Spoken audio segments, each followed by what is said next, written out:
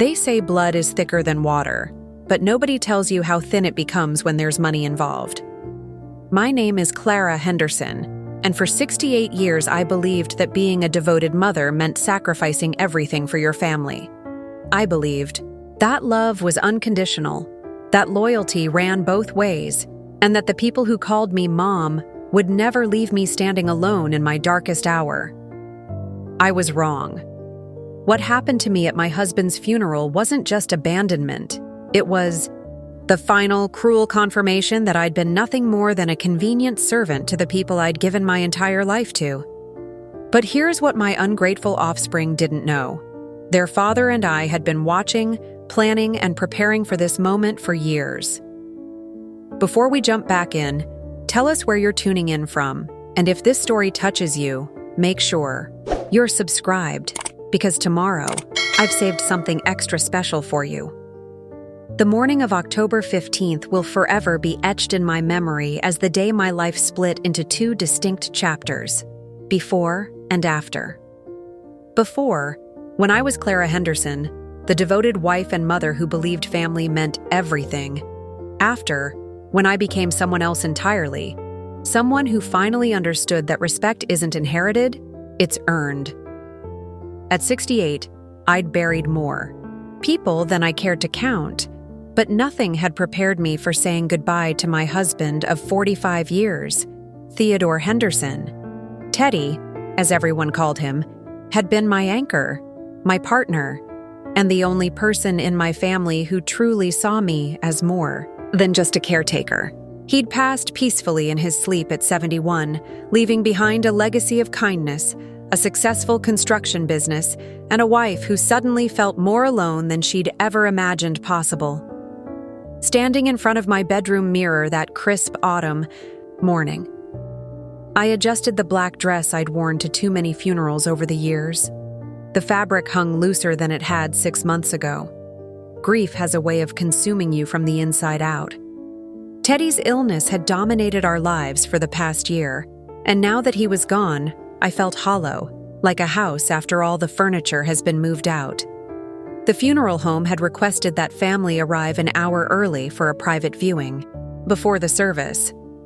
I'd spent the previous evening selecting Teddy's favorite navy suit, the one he'd worn to our daughter Audrey's wedding, and polishing his good shoes until they gleamed. These small acts of care had become my way of processing the loss. One final chance to tend to the man who'd built our life together with his own 2 hands. My relationship with my 3 adult offspring had always been complicated, though I'd spent decades convincing myself it was normal. Audrey Long, 42, was my eldest, a successful real estate agent in the city who'd inherited Teddy's business sense, but none of his warmth. She lived 2 hours away in Millbrook with her husband Nelson and their twin teenagers, Emma and Ethan. Audrey had always been driven, focused, and frankly, impatient with anything that didn't directly advance her goals. Then there was Jay Lewis, 38, my middle son who'd taken Teddy's surname when we adopted him at age 8. Jay worked in corporate finance and lived in the suburbs with his wife Lila and their young daughter Sophie. He'd always been the family diplomat, smooth-talking his way out of responsibilities while somehow making everyone feel like it was their idea to let him off the hook.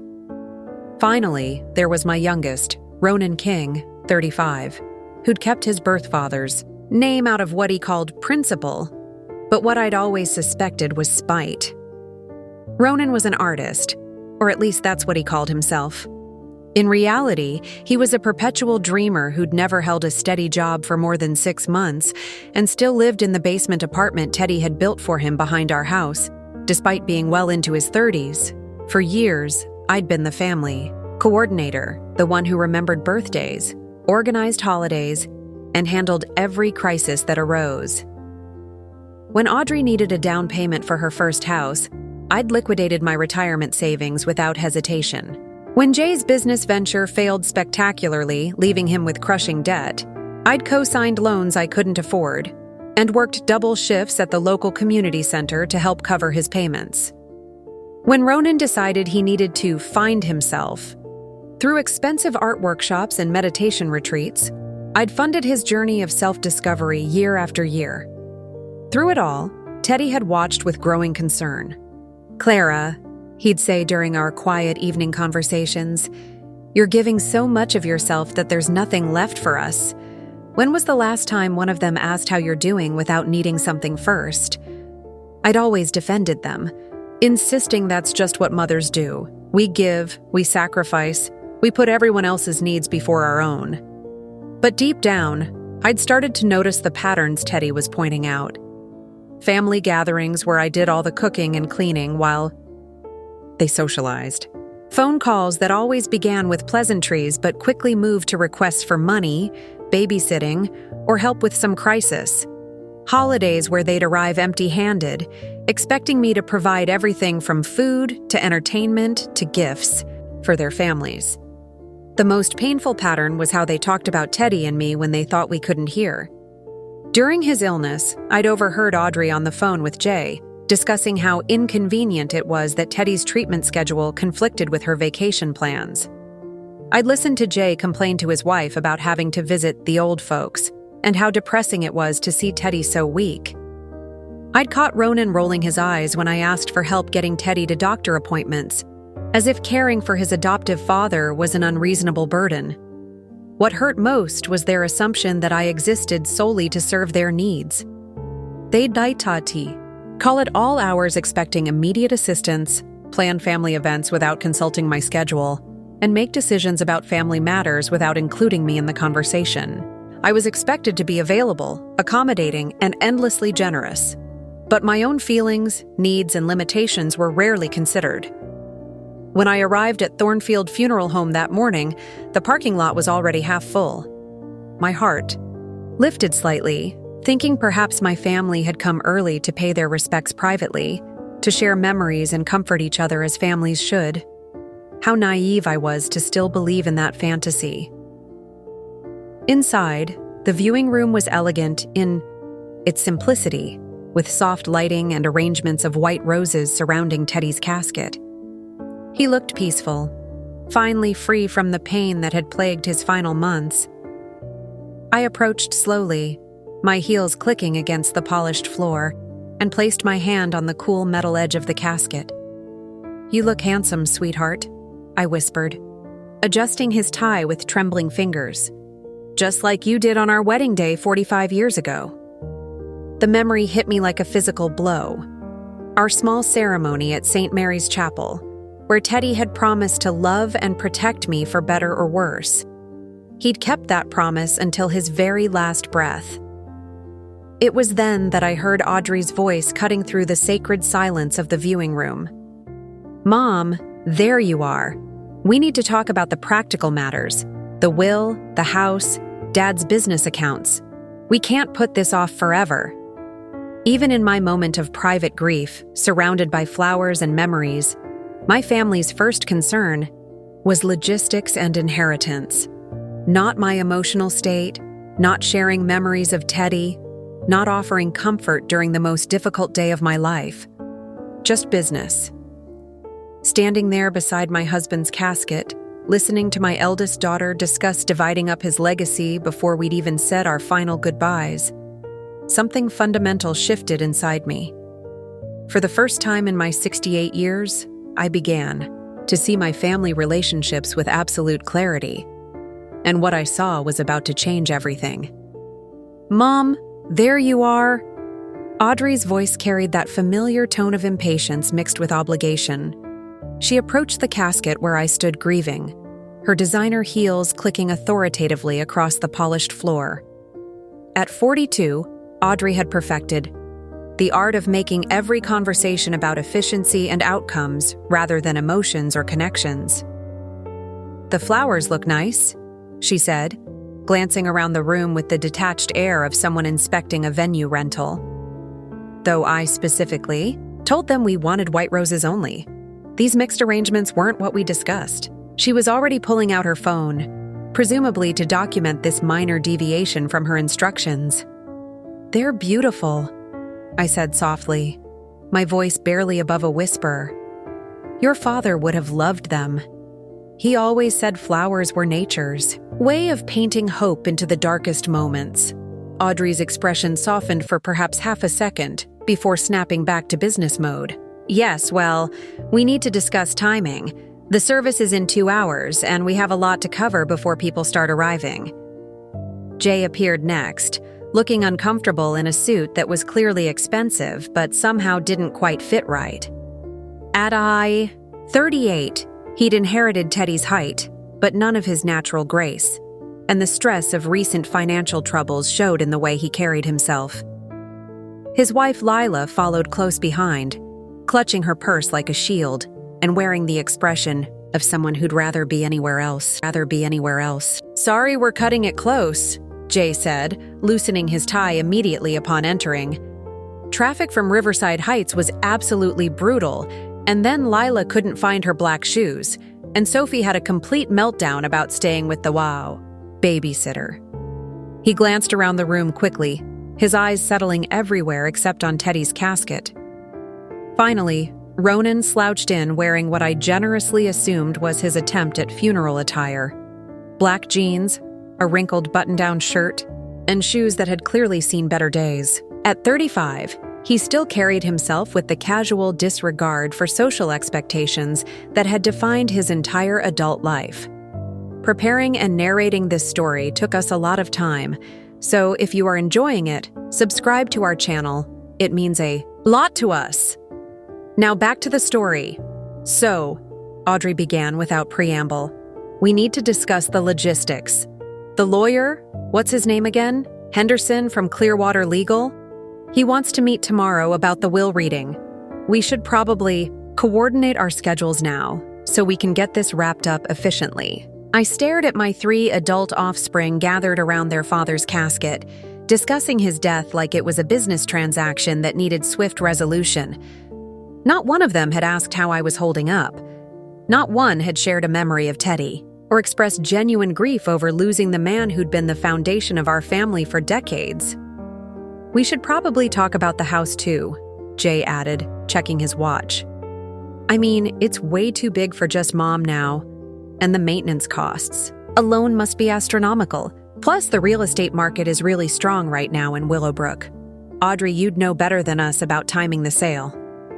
Actually, Audrey said, pulling out a small notebook, I've already done some preliminary research. Houses in Mom's neighborhood are selling within 2 weeks of listing, often above asking price. The key is getting it staged properly and pricing it strategically. They were discussing selling my home, the house where Teddy and I had raised our family, where we'd celebrated countless birthdays and holidays, where he'd built that beautiful garden gazebo with his own hands, as if I wasn't standing right there. As if my feelings about leaving the place where I'd spent the happiest years of my life were irrelevant to their planning. What about Dad's workshop? Ronan asked. All those tools and equipment must be worth something. And his truck? It's only 3 years old. I'll handle the vehicle, Jay said. I know a guy who deals in used cars. We should be able to get a decent price, especially since Dad barely put any miles on it after he got sick. Lila finally spoke up, though she directed her comment to her husband rather than to me. Don't forget about that boat in the garage. Nelson's been looking for something exactly like that for his fishing trips. I watched this surreal conversation unfold around me, feeling increasingly invisible. My husband of 45 years lay in a casket, 3 feet away, and my family was conducting an estate sale. They weren't grieving, they were calculating. They weren't remembering the man who'd loved us all unconditionally. They were inventorying his possessions. We should probably clean out his office this weekend, Audrey continued, making notes in her little book. Mom, you'll want to go through his personal papers, but we can handle sorting through the business documents and financial records. Actually, Jay interjected, it might be more efficient if we all tackle it together. You know how Dad was about his filing system. Everything had its specific place. It'll go faster with multiple people. More efficient. Everything was about efficiency with them. Not about honoring Teddy's memory or allowing me time to process his belongings at my own pace. Just efficiency. The service itself was beautiful.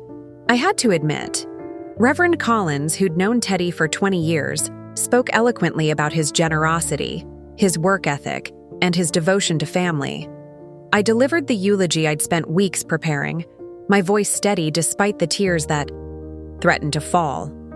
I spoke about Teddy's love of woodworking, how he'd built most of our furniture by hand. I talked about his Sunday morning pancakes, his terrible dad jokes, and his unwavering belief that every problem had a solution if you just approached it with patience and creativity. When I finished speaking, I looked out at the congregation and saw faces I recognized from decades of community involvement.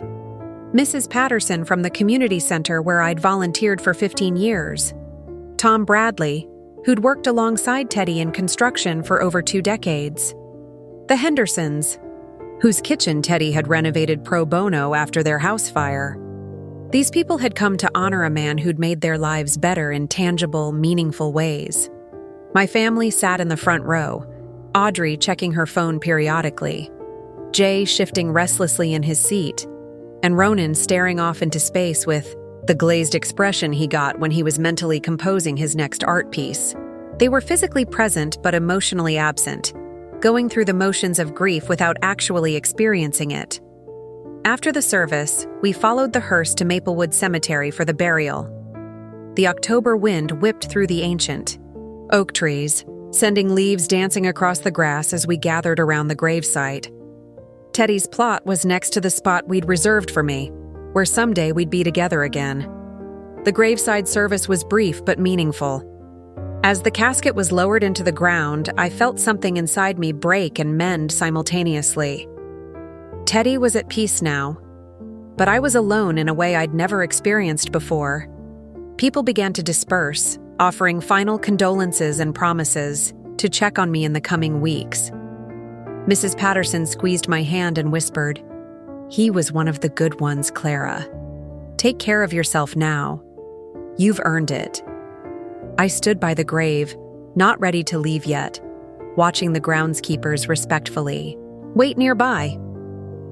The cemetery was growing quiet as the last visitors made their way back to their cars. That's when I turned around, expecting to see my family waiting by their vehicles, ready to accompany me to the reception at the church. Instead, I saw empty parking spaces where their cars had been. They were gone. My 3 adult offspring, the people I'd spent my entire life nurturing and supporting, had left me standing alone at my husband's grave.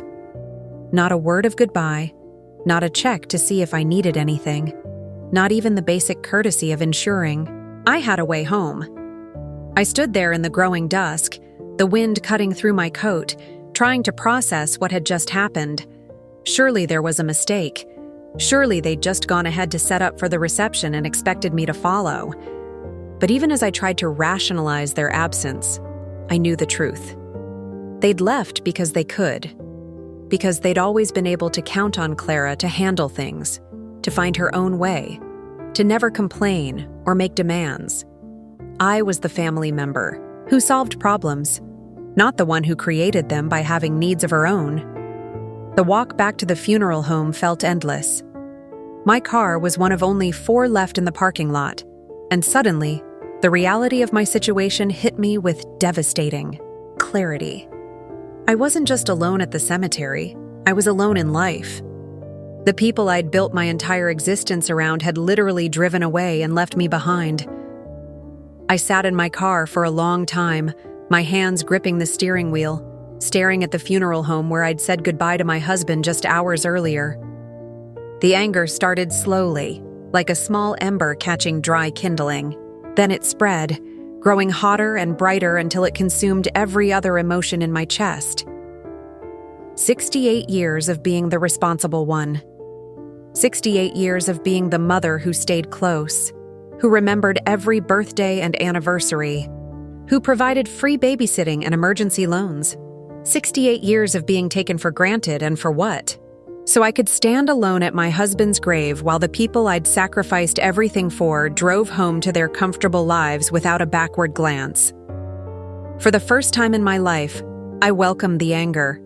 It felt powerful, cleansing, like a fire that burns away everything weak and dead to make room for new growth. As I started the car and drove home through the familiar streets of Willowbrook, my mind raced with thoughts I'd never allowed myself to have before. But what my ungrateful family didn't know was that Teddy and I had been preparing for this moment for months.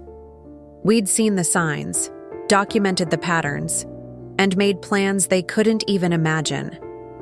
The transformation was about to begin, and this time, Clara Henderson would not be left behind.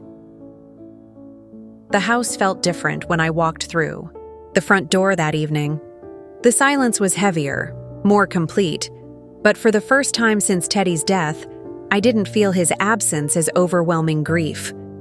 Instead, I felt something else entirely, a strange mixture of liberation and anticipation that I couldn't quite name. I poured myself a glass of wine, something I rarely did, and sat in Teddy's favorite recliner. The house creaked around me, settling into the night, and I allowed myself to really think about what had happened at the cemetery. Not just the abandonment, but the years of small dismissals and taken-for-granted moments that had led to this breaking point. The phone rang around 9 o'clock. Audrey's name appeared on the caller ID, and for a moment I considered not answering. But old habits die hard. "Hello, Mom," she said in that brisk, efficient tone she used for checking items off her to-do list. "I just wanted to make sure you got home safely. We looked for you after the burial, but you seem to have left already." The lie came so easily to her, so naturally, that it took my breath away. I had been standing right there at the grave, clearly visible to anyone who bothered to look. But Audrey's version of reality was always the one that made her look reasonable and considerate. "I was standing right there at the graveside, Audrey," I said quietly. "You all left me." "Oh, Mom, don't be dramatic. We assumed you wanted some private time with Dad. We didn't want to intrude on your grief." Another lie, delivered with the confidence of someone who'd never been challenged on her behavior. "You left me stranded at the cemetery. You have a car, don't you?" "I mean, really, Mom, you're being a bit emotional about this. We're all grieving here." Emotional. She thought my hurt was unreasonable. The woman who hadn't visited her father once during his final month, who'd spent his funeral service checking her phone, was lecturing me about appropriate grief responses. "I see," I said, keeping my voice level. "Look, I know today was hard for all of us," Audrey continued in that patronizing tone she'd perfected over the years. "Why don't you come to dinner Sunday? We can talk about Dad's belongings and start making some decisions about the house. There's a lot to figure out, and the sooner we get organized, the better." Decisions about the house. Of course that's what she was thinking about. Not my emotional state, not the family relationships that had been damaged by their behavior, but the practical matters that would require my cooperation.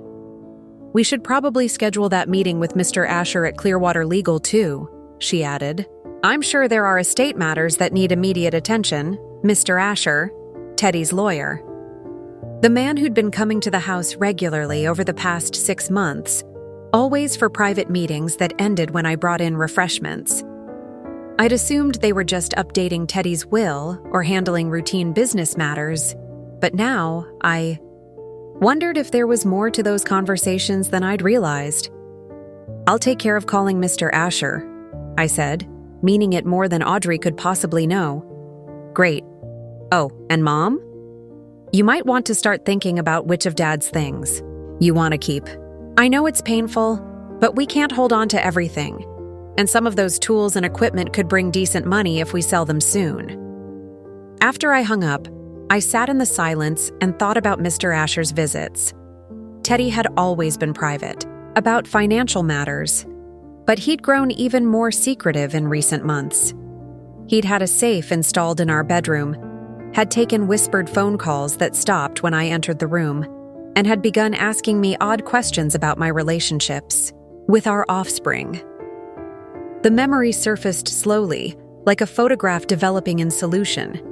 3 weeks before Teddy's death, he'd asked me to sit with him in our bedroom.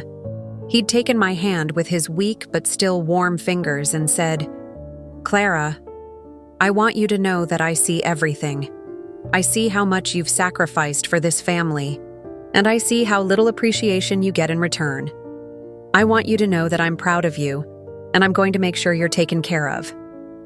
At the time, I thought he was just being sentimental, a dying man trying to comfort his devoted wife. But now I wondered if he'd been trying to tell me something more specific, something important about the future he was planning for me. The next morning, I called Clearwater Legal and made an appointment for that afternoon. Mrs. Foster, Mr. Asher's secretary, had known me for years and greeted me with genuine warmth when I arrived. "Clara, dear, I'm so sorry for your loss," she said, embracing me like the old friend she'd become over the decades. "Theodore was such a wonderful man. He spoke about you constantly, always with such love and admiration." "Thank you, Mrs. Foster. He thought very highly of you, too." Mr. Asher's office was exactly as I remembered it from my few previous visits. Rich mahogany furniture, law books lining every wall, and the faint scent of leather and old paper that spoke of serious, important business conducted within these walls. Parker Asher had been Teddy's lawyer for over 25 years, handling everything from business contracts to property transfers. He was approaching 70 himself, but his mind was razor sharp and his manner both professional and kind. "Clara," he said, rising from behind his massive desk to embrace me. "How are you holding up, my dear?" "I'm managing, Mr. Asher." "Thank you for asking. Please sit down. Can Mrs. Foster get you some coffee? Tea?" When we were settled with our beverages, Mr. Asher opened a thick file folder and pulled out several legal documents. "I suppose you're here about Theodore's will and estate matters." "Yes. Audrey mentioned that we should schedule a meeting to discuss—" "Clara," he interrupted gently, "before we go any further, I need you to know that Theodore and I had many extensive conversations over the past year. He was very concerned about your well-being after his passing, and he wanted to ensure you were protected." "Protected from what?" "From being taken advantage of. From continuing to be treated as you've been treated." His voice was firm but compassionate. "Theodore was an extremely observant man, Clara. He noticed things that perhaps you thought he hadn't seen." My heart began to race. "What kind of things?" "He noticed that you were the only family member who visited him regularly during his illness, the only one who made genuine sacrifices to ensure his comfort and dignity. He also noticed that your adult offspring only contacted him when they needed something, usually money." The bluntness of his words was shocking, but also validating. Teddy had seen what I'd been too loyal to acknowledge. Theodore documented everything, Clara. Phone calls, visits, requests for financial assistance. He kept detailed records of every interaction with your family members for the past 18 months. Why would he do that? Because he wanted to ensure his will reflected the reality of his relationships, not some idealized version of what family should be. Mr. Asher pulled out a document and placed it before me. "This is Theodore's will, Clara. It's quite detailed, and I think you should read it carefully." My hands trembled as I picked up the document. The legal language was dense, but certain phrases jumped out at me immediately. Sole beneficiary, primary inheritor, conditional bequests, and documented patterns of behavior. "I don't understand," I said, looking up at Mr. Asher.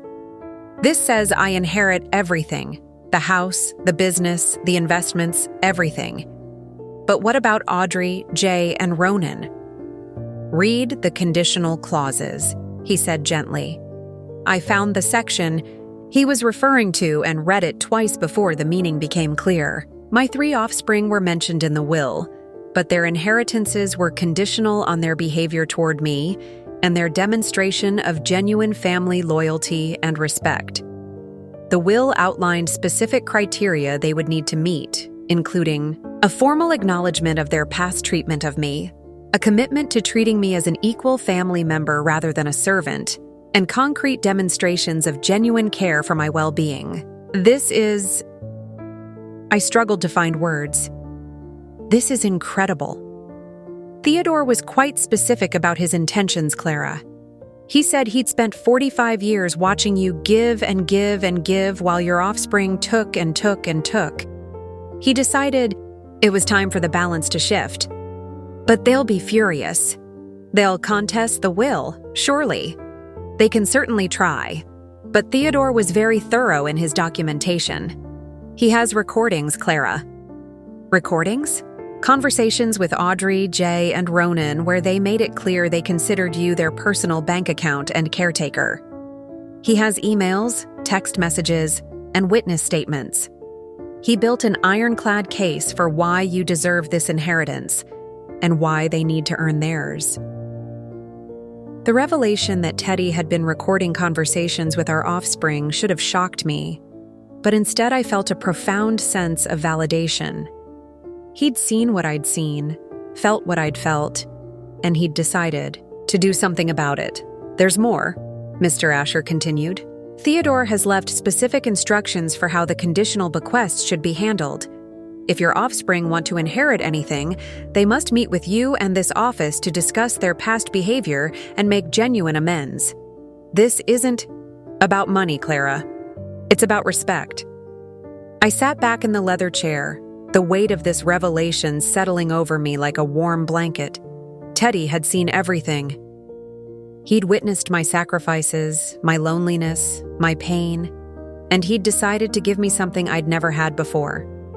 Power. When do I tell them? I asked. That's entirely up to you, my dear. But I would suggest you think carefully about how you want to handle this. Theodore has given you a tremendous gift. Not just the financial inheritance, but the opportunity to finally demand the respect you deserve. Don't waste it. Mr. Asher handed me another envelope, this one sealed and marked, with my name in Teddy's careful handwriting. He wanted you to have this after our meeting. Inside was a letter dated just 1 week before his death. My dearest Clara, if you're reading this, then you've learned about the will and you're probably feeling overwhelmed. I want you to know that every decision I made was deliberate and based on years of careful observation. You have spent your entire adult life putting everyone else's needs before your own.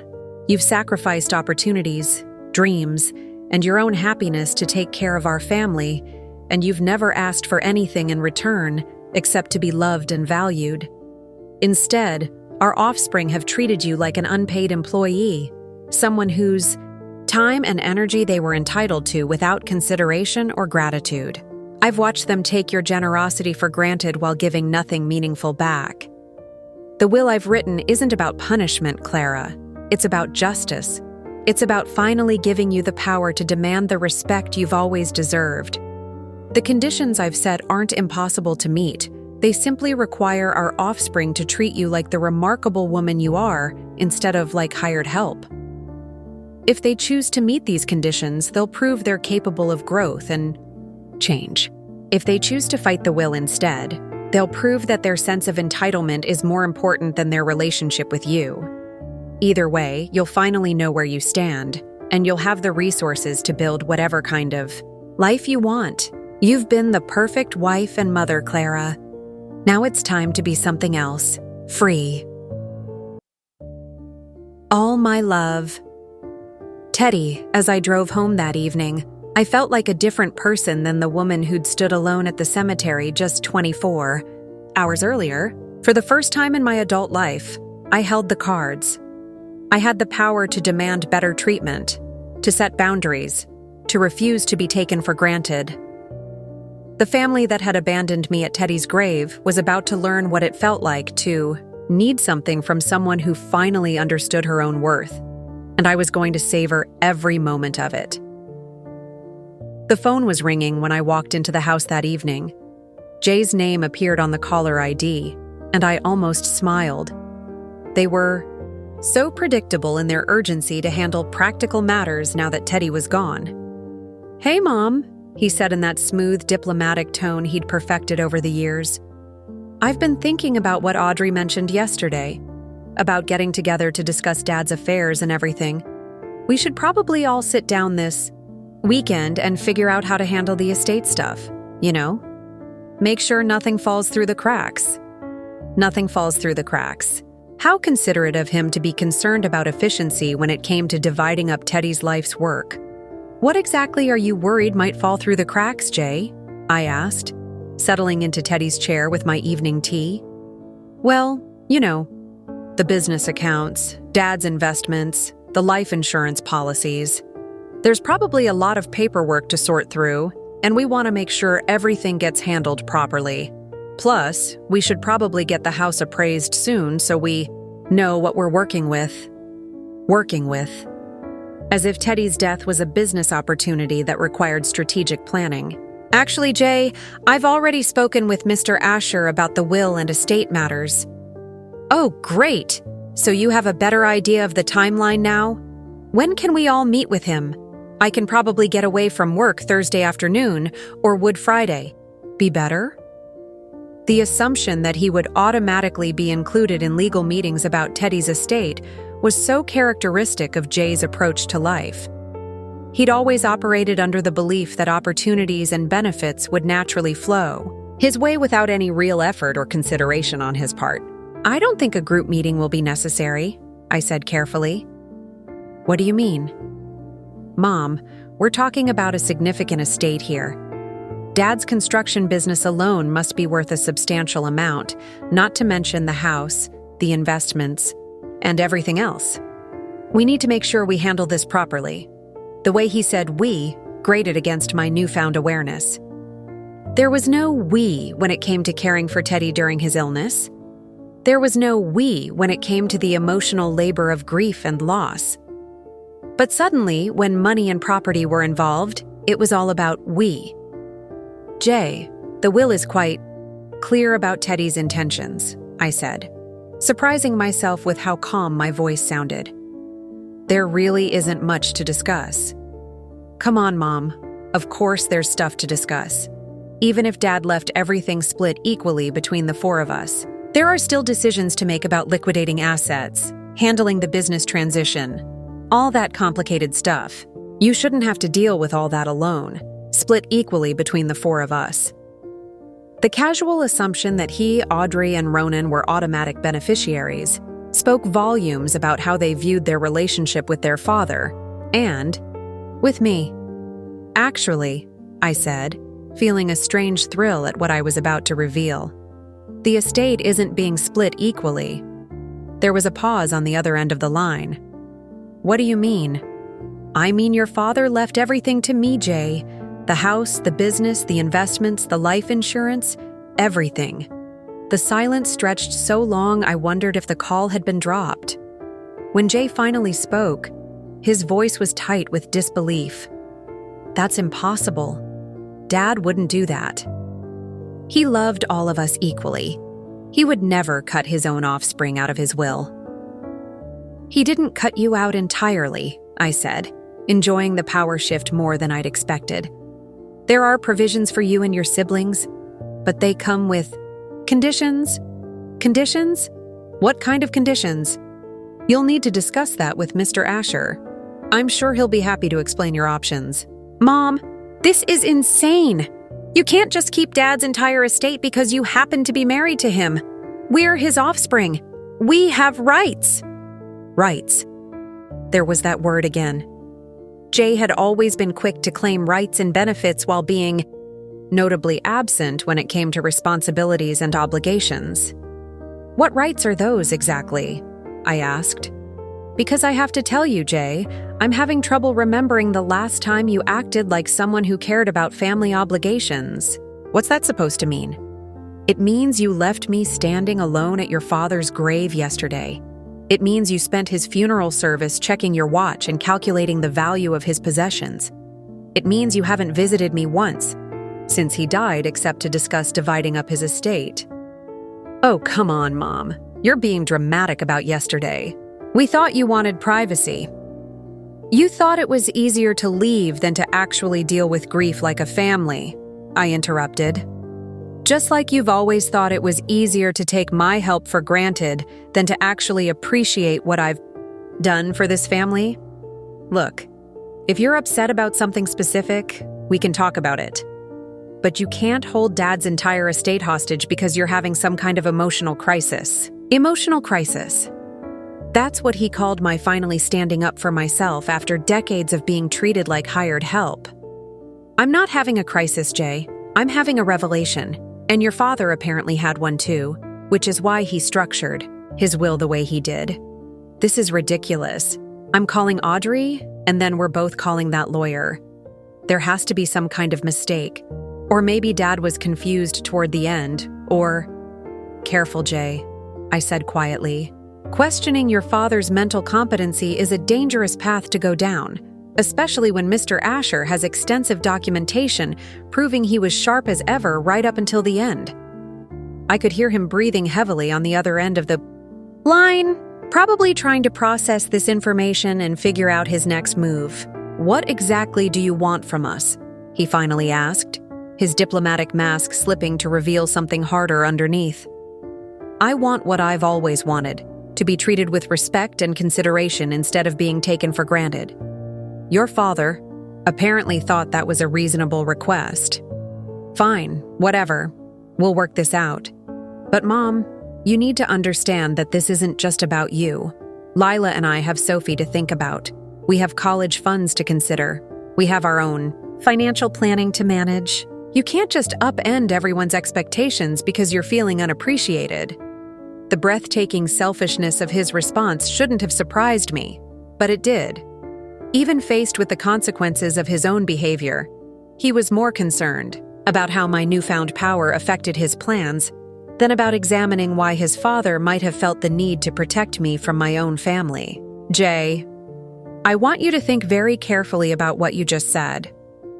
Think about the assumptions you're making and the way you're approaching this situation.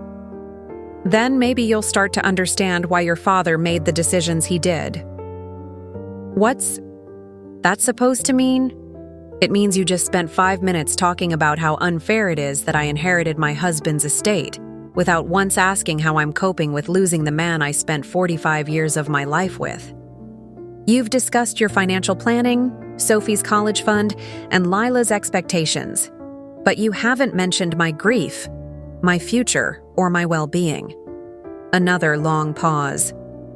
You've proven your father's point perfectly, Jay. Even when you're asking for my cooperation, you're still treating me like a means to an end rather than a person whose feelings matter. Mom, I didn't mean, yes, you did. That's exactly what you meant, and it's exactly how you've always approached our relationship. I exist to serve your needs, solve your problems, and facilitate your plans. My own needs and feelings are secondary at best. That's not true. Not true, isn't it?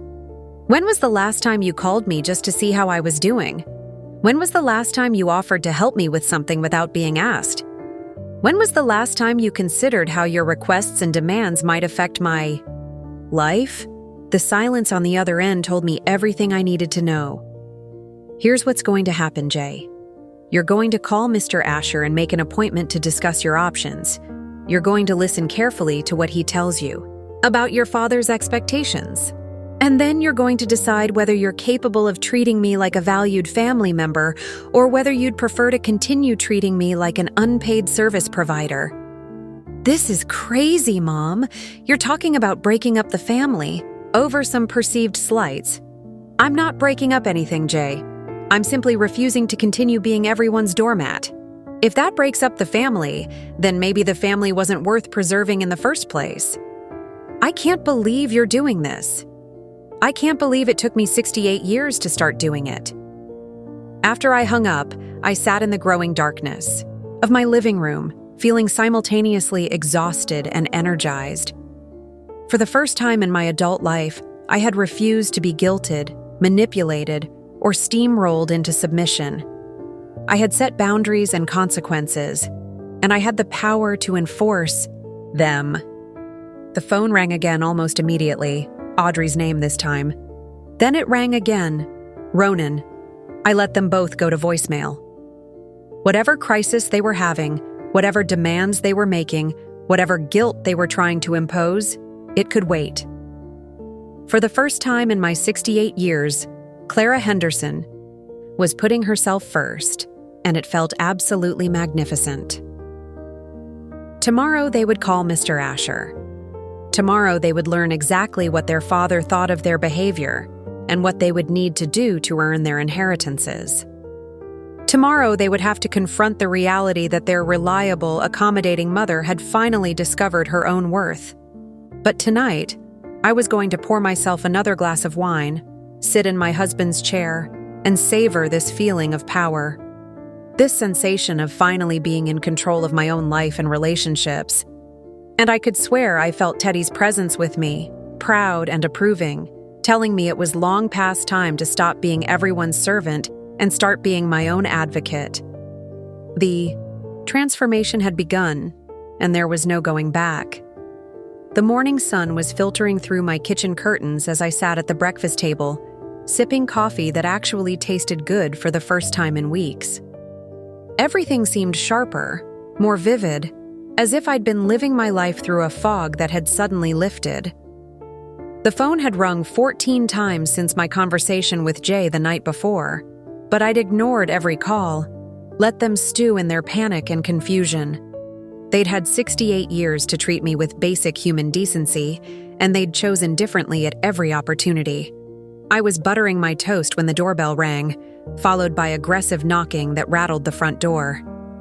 Through the peephole, I could see Audrey's perfectly styled hair and the rigid set of her shoulders that meant she was in full battle mode. She'd driven the 2 hours from Millbrook, probably breaking several speed limits in her urgency to confront me. "Mom, open this door right now." Her voice carried that corporate authority she'd perfected in real estate negotiations, the tone that expected immediate compliance and brooked no argument.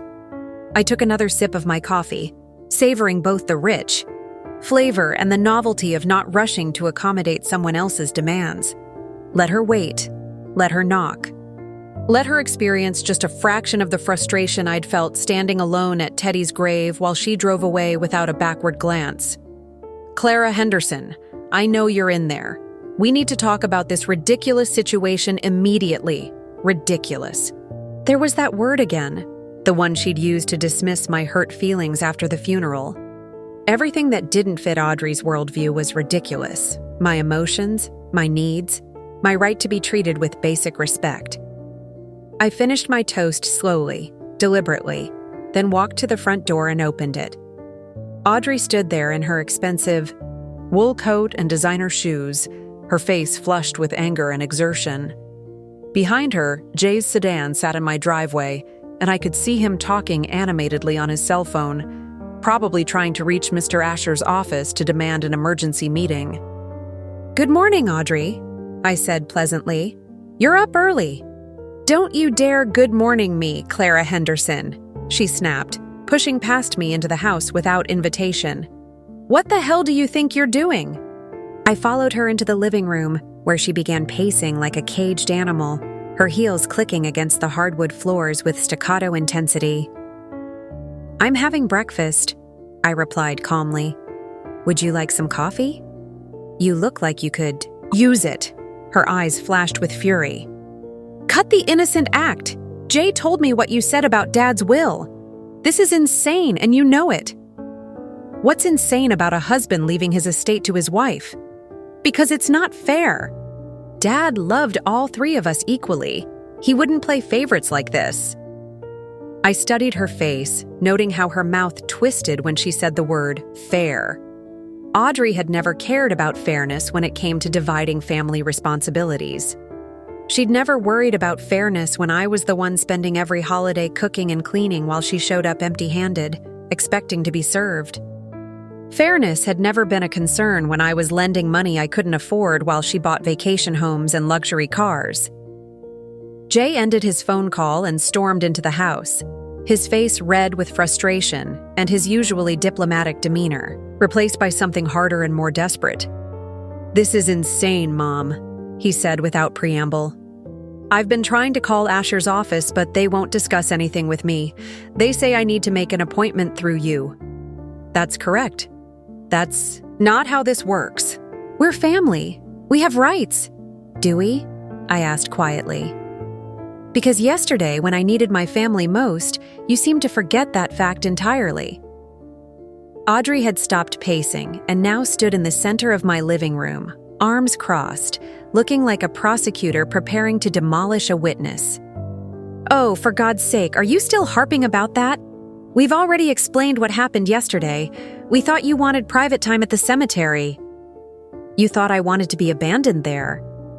Nobody abandoned you, Jay protested, but his voice lacked conviction. You're blowing this completely out of proportion. I walked to the mantelpiece and picked up a framed photograph of our family from last Christmas. We were all gathered around Teddy's tree, smiling for the camera, but I could see the truth now that I'd been blind to then.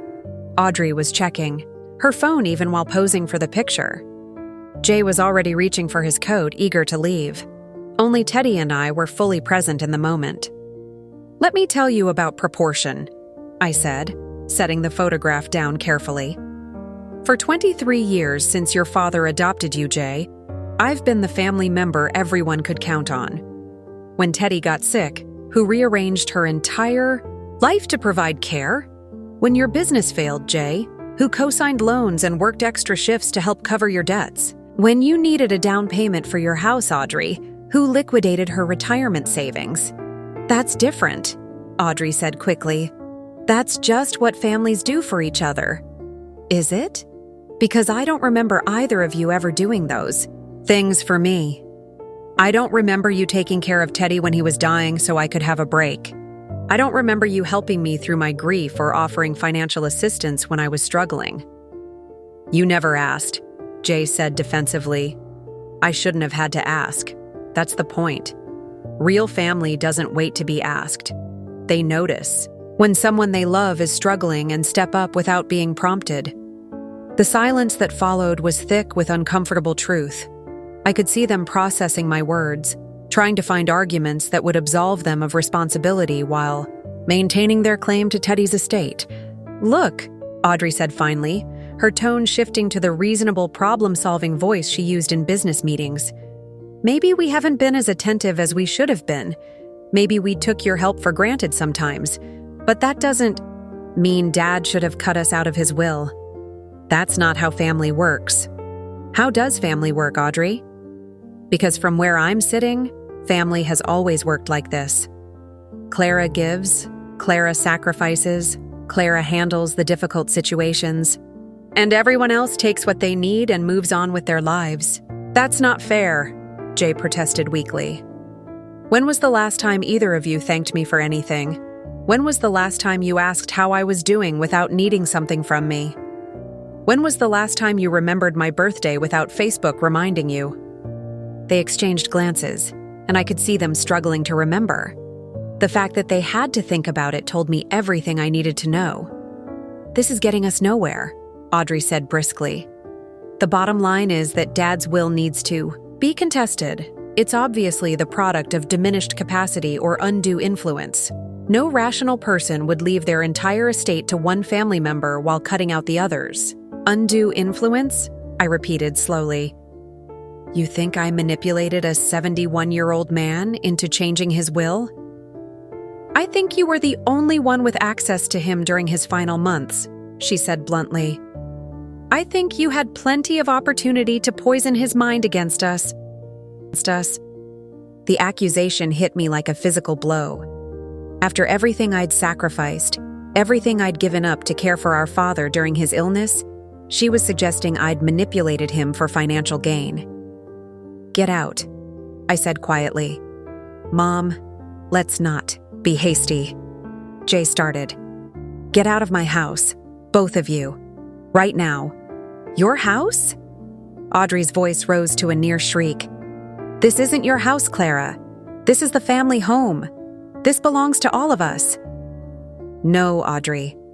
According to your father's will, this house belongs to me, just like everything else he worked for his entire life.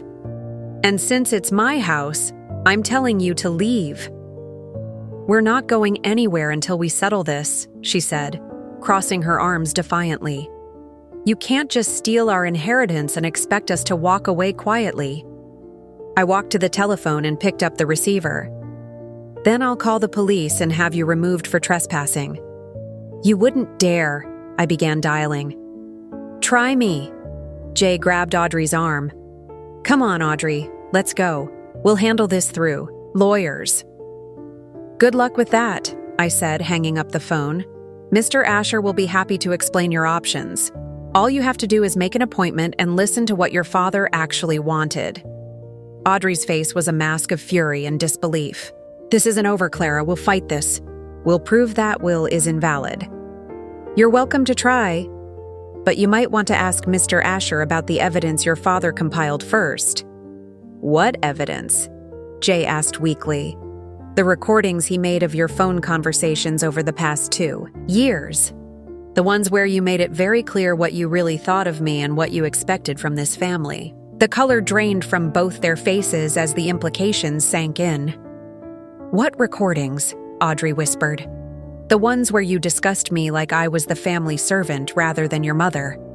The ones where you took my generosity for granted, while complaining about having to deal with family obligations. The ones where you made it clear that you saw me as a resource to be used rather than a person to be valued." I could see the memories flooding back, the careless comments, the assumptions about my availability, the casual dismissal of my feelings and needs. How many times had they talked about me like I was an appliance rather than a human being? How many times had they taken my sacrifices for granted while focusing solely on their own wants and needs? "He wouldn't have done that," Audrey said, but uncertainty crept into her voice. "Your father was sharper than any of us gave him credit for," I replied. "He saw everything, heard everything, and documented it all. He knew exactly what kind of people you'd become, and he made his will accordingly." They left then, Audrey slamming the door so hard that one of my china plates rattled on its shelf. I watched through the window as they stood by Jay's car, having what was clearly a heated argument. Their gestures were sharp and urgent, probably debating whether to contest the will, hire investigators, or try to have me declared mentally incompetent. Finally, they got in the car and drove away, leaving tire marks on my driveway and taking their sense of entitlement with them. I poured myself another cup of coffee and sat in Teddy's chair, feeling a strange mixture of satisfaction and sadness. The satisfaction came from finally standing up for myself, from refusing to be bullied or guilt-tripped into submission. The sadness came from the realization that my family relationships had always been built on such shallow foundations that they couldn't survive the first real test of fairness and respect. The phone rang again, but this time it was Mr. Asher's office. "Clara, dear," Mrs. Foster's voice was warm but professional. "I have Audrey Long on the other line, demanding an immediate appointment to discuss her father's will. She's quite agitated." "I imagine she is. When can you see her?" "Mr. Asher has an opening tomorrow at 2. Should I schedule both her and Jay together?" "That would probably be best. They'll want to present a united front." "Very well. And Clara?" "Mr. Asher asked me to tell you that he's reviewed your husband's documentation again, and everything is in perfect order. You have nothing to worry about. Legally." After I hung up, I wandered through the house, really seeing it for the first time as my own space. The furniture was a mixture of pieces Teddy and I had chosen together over the years, but much of it reflected his practical, traditional tastes rather than my own preferences. I'd been living in someone else's choices for so long that I'd forgotten I was allowed to have my own style. In our bedroom, I opened the safe Teddy had installed 6 months earlier. The combination was my birthday, a detail that brought tears to my eyes. Inside were documents, photographs, and several manila envelopes with dates written in his careful handwriting. One envelope was marked, "For Clara," to be opened after the first confrontation. Inside was a short note in his familiar script. "My dearest Clara, if you're reading this, then Audrey and Jay have shown their true colors, just as I predicted they would.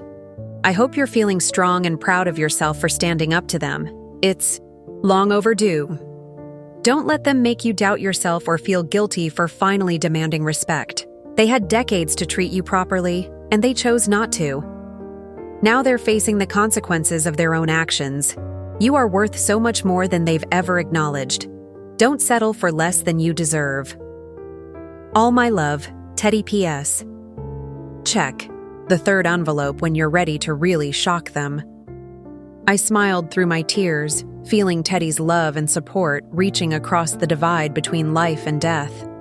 Tomorrow, Audrey and Jay would learn exactly what their father thought of their behavior. They would discover that their assumptions about inheriting his life's work were based on entitlement rather than reality.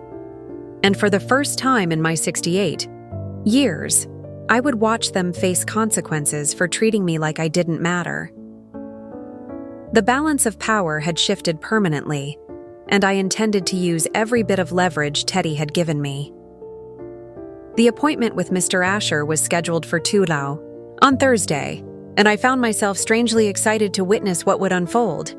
I arrived at Clearwater Legal 30 minutes early, ostensibly to review documents, but really to savor the anticipation of watching my offspring confront the consequences of their behavior for the first time in their lives.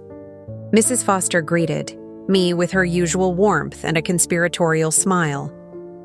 "Mr. Asher is looking forward to this meeting," she whispered. "He's been practicing law for 40 years, and he says this is one of the most thorough documentations of family dysfunction he's ever encountered." Teddy was very methodical when he set his mind to something, I replied. "Indeed he was. Would you like to sit in on the meeting, or would you prefer to wait here initially?" I considered this carefully. Part of me wanted to watch Audrey and Jay squirm as they learned the extent of Teddy's observations, but another part recognized that my presence might make them defensive and less likely to hear what they needed to hear. "I think I'll wait here initially. If Mr. Asher needs me, I'll be available." At exactly 2, Audrey and Jay arrived, dressed in their finest professional attire, as if they were attending a board meeting rather than learning about their father's final wishes. Audrey wore a sharp black suit that probably cost more than I spent on clothes in a year, while Jay had donned his best business suit and an expression of grim determination. They barely acknowledged me as Mrs. Foster ushered them into Mr. Asher's office. Through the thick oak door, I could hear muffled voices rising and falling, occasional sharp exclamations, and long periods of silence that suggested they were reading documents. After an hour, the office door opened and Mr. Asher emerged, looking composed but slightly weary. "Clara, could you join us, please? I think your offspring have some questions that require your input." I entered the office to find Audrey and Jay sitting rigidly in their chairs, their faces pale and their expressions ranging from shock to indignation. The conference table was covered with documents, photographs, and what appeared to be transcripts of conversations. "Clara," Mr. Asher said, settling back into his chair. "I've just finished explaining to Audrey and Jay the detailed conditions your husband established for their potential inheritances. I've also shared some of the documentation he compiled regarding family interactions over the past 2 years." Audrey's voice was tight with controlled fury. "These so-called conditions are insulting and demeaning. Dad was clearly not in his right mind when he wrote this will." "Actually," Mr. Asher replied calmly, "your father underwent a comprehensive mental competency evaluation just 3 months before his death. Dr. Martinez found him to be completely lucid and of sound mind. The evaluation is part of the record." Jay leaned forward, his hands clasped tightly. "Mr. Asher, with all due respect, our father was obviously being influenced by someone who had daily access to him. Someone who could have painted us in an unfavorable light." "Are you suggesting that Clara manipulated your father?" Mr. Asher asked. "I'm saying it's possible," Jay replied. "She was the only one with regular access to him. She could have told him anything." Mr. Asher opened a thick folder and pulled out several sheets of paper. "These are transcripts of recorded phone conversations between your father and each of you. They span the past 18 months and document numerous instances of what he perceived as dismissive, entitled, and disrespectful behavior toward Clara. Would you like me to read some examples? The silence in the room was deafening. I could see Audrey and Jay exchanging worried glances, probably trying to remember what they might have said in private conversations with Teddy. "That's illegal," Audrey said finally. "He can't record conversations without our consent." "Actually, in this state, one-party consent laws apply," Mr. Asher explained. "Your father was legally entitled to record conversations he participated in, but more importantly, these recordings weren't made secretly or with malicious intent. They were made by a concerned husband who wanted to document patterns of behavior that troubled him." Mr. Asher put on his reading glasses and selected a transcript. "This is from a conversation between your father and you, Audrey, from March of this year. Would you like to hear what you said about Clara's availability to help with your teenagers during spring break?" "No," Audrey said quickly. "That's not necessary." "I think it is necessary," I said quietly. "I think it's time for some honesty in this family." Mr. Asher cleared his throat and began reading. Audrey Long to Theodore Henderson, March 15th. "Dad, I need Mom to watch Emma and Ethan for a week while Nelson and I take our anniversary trip. I know she doesn't have any real obligations anymore, so it shouldn't be a problem. Just tell her it's important family business." The words hung in the air like an accusation.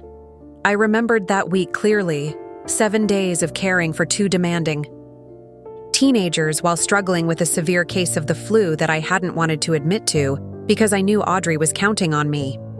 Theodore Henderson to Audrey Long. "Have you asked your mother if she's available? She might have her own plans." Audrey Long. "What plans could she possibly have? She never goes anywhere or does anything. Besides, family comes first, right? She knows that." Jay shifted uncomfortably in his chair. Conversations taken out of context can sound worse than they are. Can they? Mr. Asher turned to another transcript. "This is from a conversation between your father and you, Jay, from August. You were calling to ask for a loan to cover your daughter's private school tuition." Jay Lewis to Theodore Henderson, August 3rd. "I hate to ask, Dad, but we're short on Sophie's tuition money. Could you help us out?" Theodore Henderson. "Have you considered asking Clara for assistance? She's helped the family financially many times." Jay Lewis. "Mom doesn't have real money, Dad. She's got that little pension and whatever she saved from her job at the community center. I need serious money, not pocket change." I felt a familiar stab of hurt. My pocket change had helped pay for Jay's business expenses, Audrey's home renovations, and countless family emergencies over the years. Money I'd saved by living frugally, denying myself luxuries, and working part-time jobs well into my 60s. The transcript continues. Mr. Asher said, "Theodore Henderson, Clara has been very generous with this family over the years. Perhaps it's time others stepped up to help each other." Jay Lewis, "Come on, Dad. Mom helps because she doesn't have anything else to do with her time or money. She's not married anymore since she's widowed now, doesn't have grandkids at home, doesn't travel. What else is she going to do with her life?" The casual dismissal of my entire existence was breathtaking in its cruelty.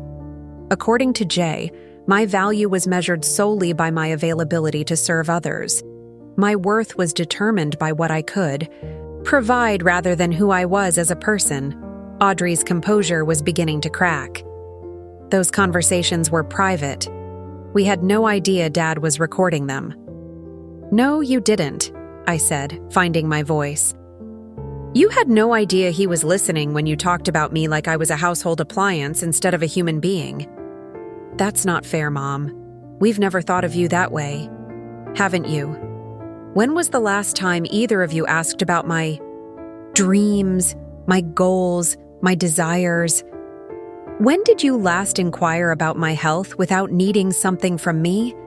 When did you ever consider that I might want to travel or date or pursue hobbies or have a life that didn't revolve around your needs?" Mr. Asher consulted another document.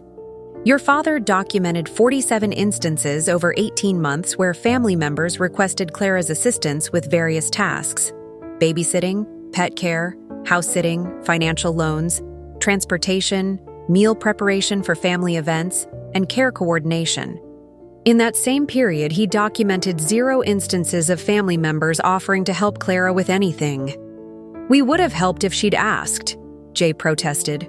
"Would you have?" Because according to this transcript from last December, when Clara mentioned she was feeling overwhelmed with caring for your father and managing the household, you said, and I quote, "That's what she's good at, Dad. Mom's always been the responsible one. She can handle anything." The words I'd never heard but had always suspected hung between us like a judgment. I was the responsible one, which in family terms meant the one who could be counted on to sacrifice her own needs for everyone else's. Convenience. Audrey stood abruptly, pacing to the window. "Fine. Maybe we could have been more considerate. Maybe we took Mom's help for granted sometimes. But that doesn't justify Dad cutting us out of his will. He didn't have the right to play God with our family relationships. He didn't cut you out entirely," Mr. Asher reminded her. "He established conditions for your inheritance that reflect his desire to see family relationships improve." "What exactly are these conditions?" Jay asked reluctantly. Mr. Asher referred to the will. "First, you must participate in a family meeting facilitated by this office where you acknowledge the patterns of behavior your father documented and apologize to Clara for taking advantage of her generosity." "That's humiliating," Audrey snapped. "Second, you must establish a written agreement outlining how family responsibilities will be shared equitably going forward, including care for elderly relatives, financial support during emergencies, and emotional support during difficult times." "You want us to sign a contract to be a family?" Jay's voice was incredulous. "Third, you must demonstrate genuine effort to include Clara in family decisions and social activities as an equal participant, rather than an unpaid service provider." "This is ridiculous," Audrey said, but there was less conviction in her voice than before. "Fourth, you must make financial restitution for documented loans and expenses Clara has covered for family members over the past 10 years. The silence that followed was profound. I could see them calculating amounts in their heads. The down payment I'd helped with for Jay's house, the credit card debt I'd paid off for Audrey during her divorce, the countless smaller loans that had never been repaid. "How much are we talking about?" Jay asked weakly. Mr. Asher consulted a ledger. "Based on Clara's financial records and your father's documentation, approximately $67,000 in unpaid loans and expenses." Audrey sank back into her chair. "We don't have that kind of money just lying around. The restitution can be made over time, with reasonable payment plans," Mr. Asher explained. "Your father wasn't trying to bankrupt anyone.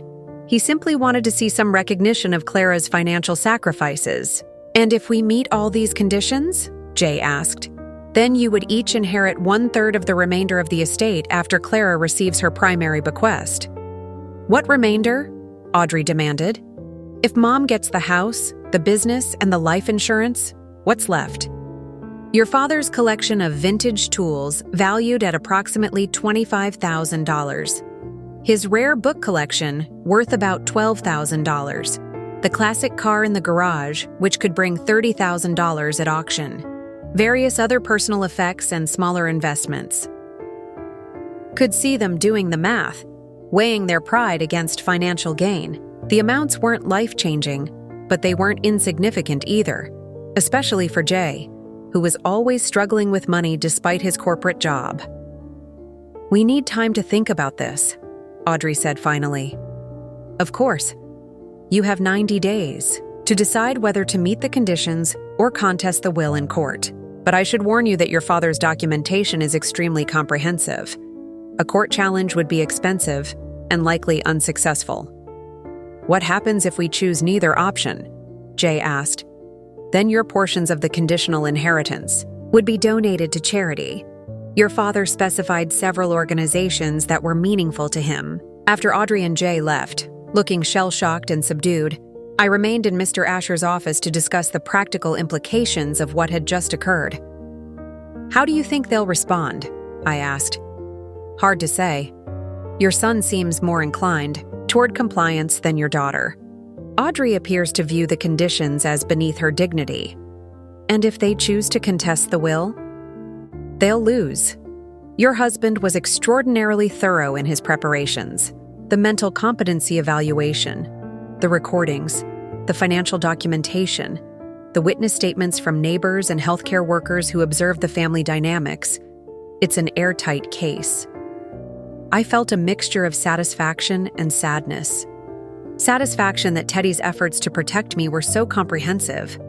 Sadness that such protection had been necessary in the first place. That evening, as I sat in my living room reading, the phone rang.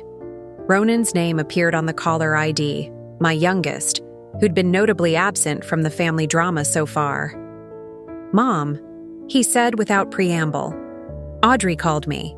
Is it true that Dad left everything to you?" "Your father left me his estate, yes. There are provisions for you and your siblings, but they come with conditions." "What kind of conditions?" I explained the requirements briefly, listening to his silence as he processed the information. "Mom," he said finally, "I want you to know that I think Dad was right. I've watched Audrey and Jay treat you like hired help my whole life, and I never said anything because I was just as guilty of taking advantage of you." The admission surprised me. Ronan had always been the most self-absorbed of my offspring, but perhaps he was more observant than I'd given him credit for. "What are you saying, Ronan?" "I'm saying I want to meet Dad's conditions, not because of the money, but because I want to try to have a real relationship with you. I want to be a better son than I've been. For the first time since this whole situation began, I felt genuine hope that something positive might emerge from the wreckage of our family relationships. But even as I talked with Ronan, I knew that Audrey and Jay wouldn't give up so easily. They'd tasted the possibility of inheritance, and they wouldn't let it go without a fight. The real battle was just beginning. The weekend following the explosive meeting at Mr. Asher's office brought an unexpected visitor.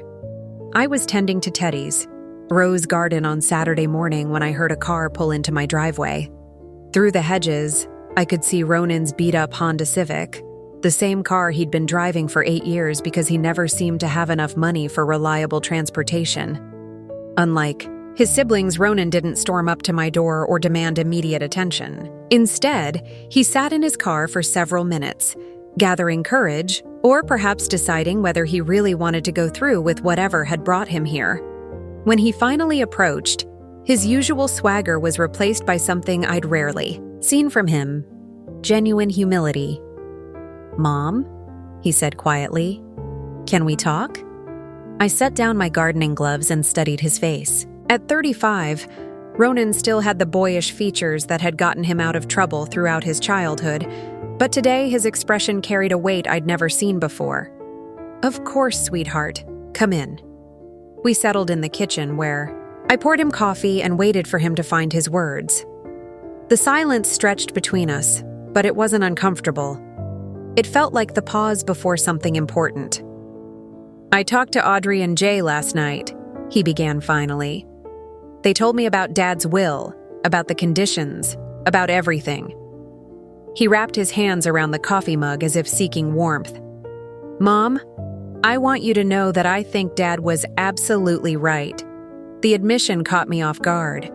Of all my offspring, Ronan had been the most self-absorbed, the one most likely to take my help for granted while pursuing his artistic dreams with no regard for practical considerations.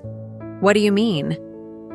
"I mean, I've spent my entire adult life watching Audrey and Jay treat you like their personal assistant, and I never said anything because I was just as guilty." His voice cracked slightly. "Maybe worse, because at least they have their own families and responsibilities. I'm 35 years old, Mom, and I've been living in your backyard apartment rent-free while you subsidized my art supplies and covered my car insurance." I reached across the table and touched his hand. "Ronan, I wanted to help you pursue your dreams." "No, Mom. Be honest with yourself, and be honest with me. You've been enabling all of us, but especially me.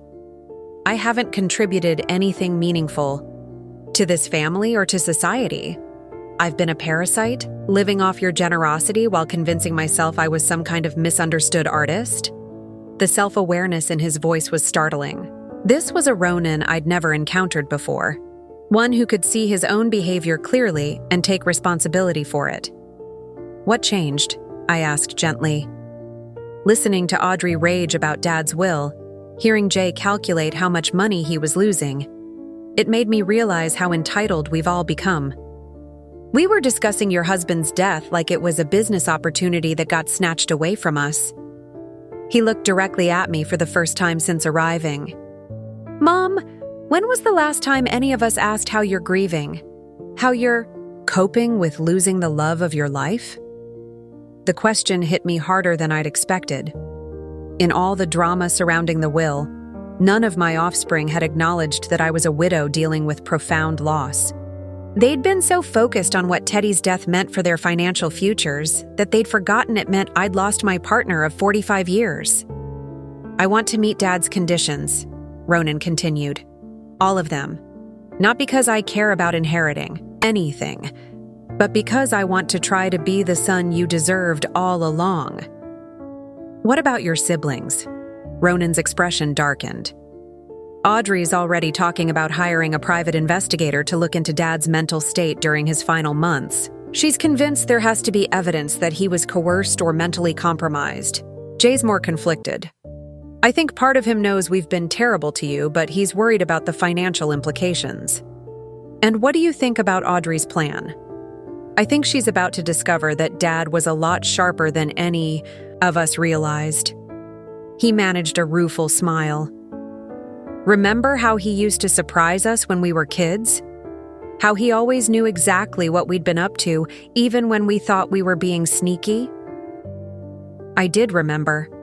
Teddy had possessed an uncanny ability to observe and understand human behavior, a skill that had served him well in business and apparently in protecting me from my own family.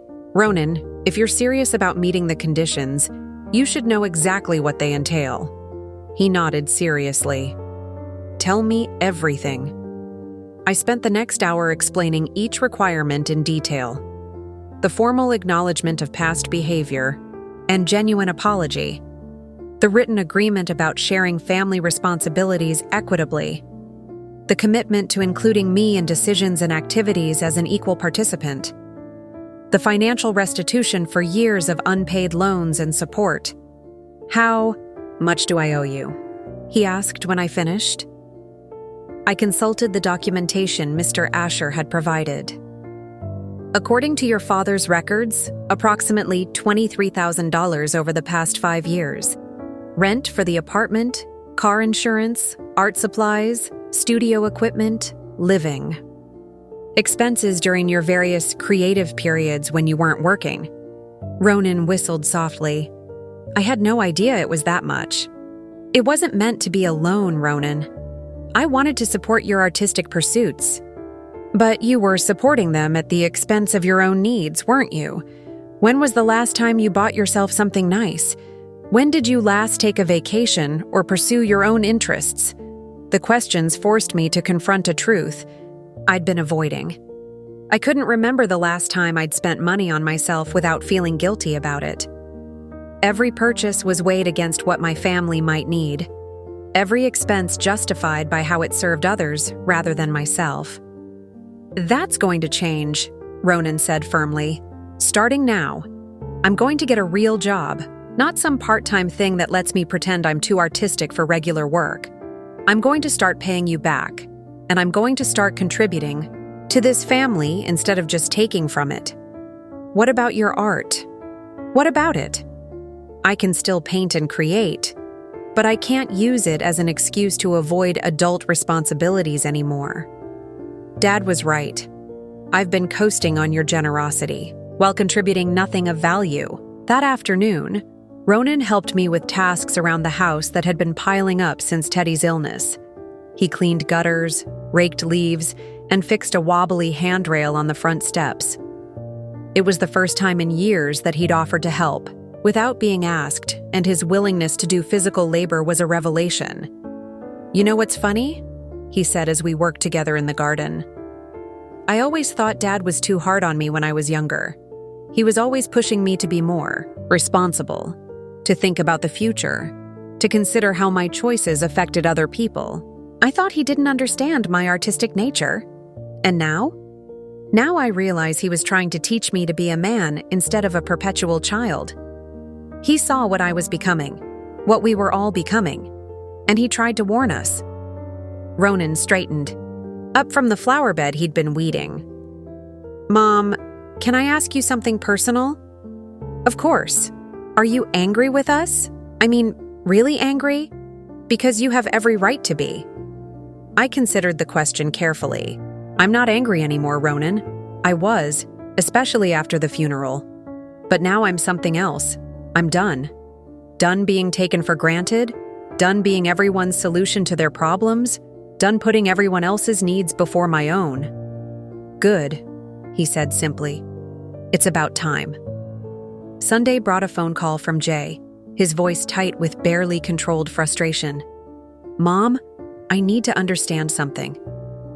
Ronan says he's planning to meet Dad's conditions, but Audrey thinks we should stick together and contest the will as a united front.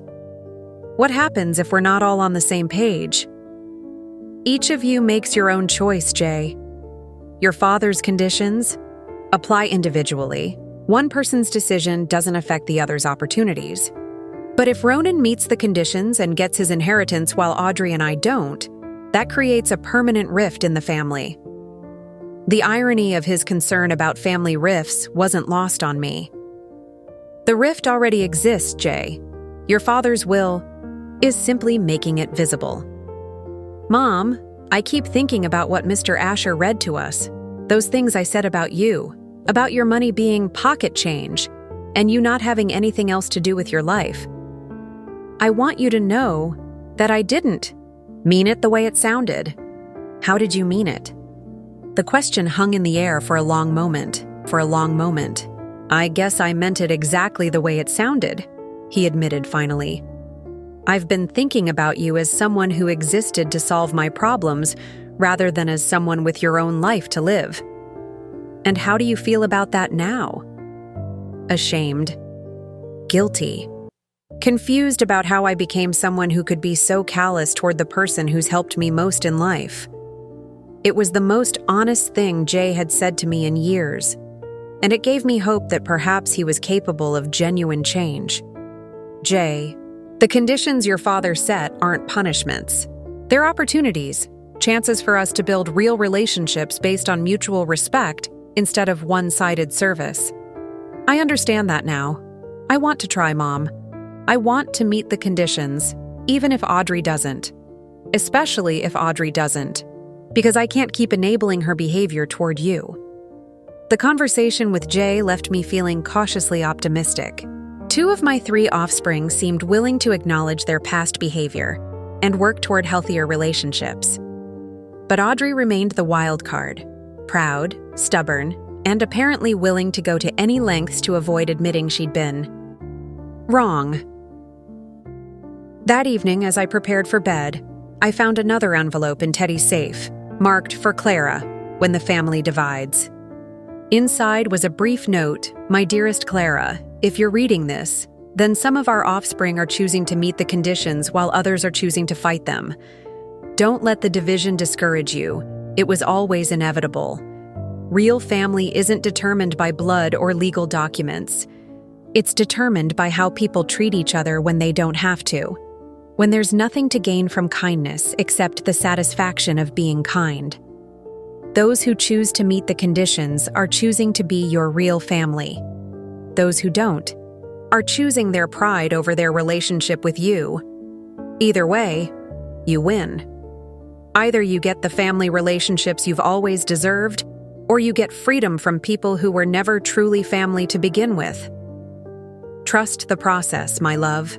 Trust yourself.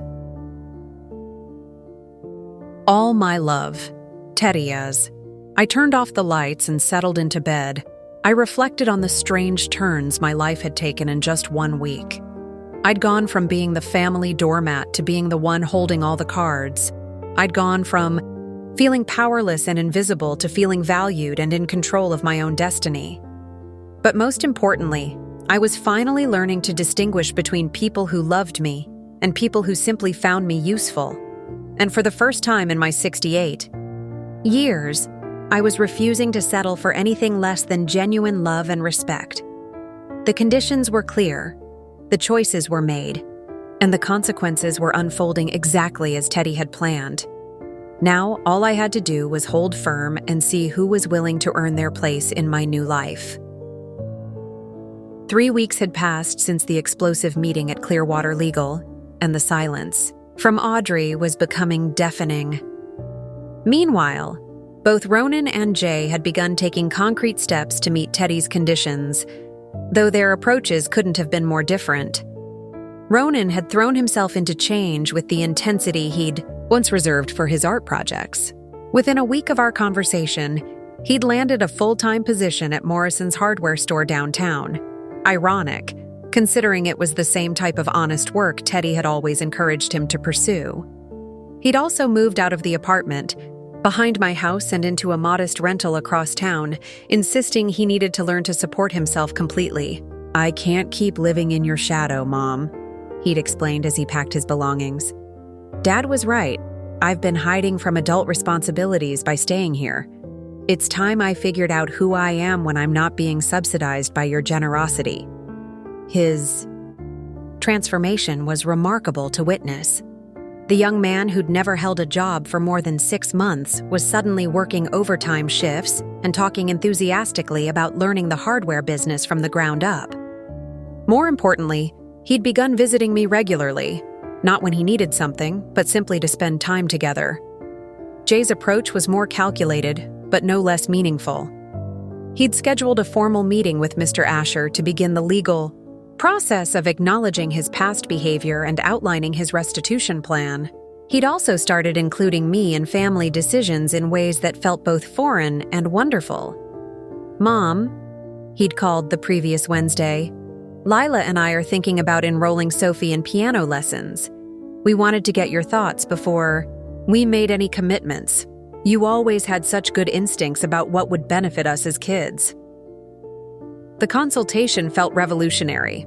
For the first time in decades, one of my offspring was asking for my opinion rather than my services. But it was Audrey's absence that spoke loudest of all.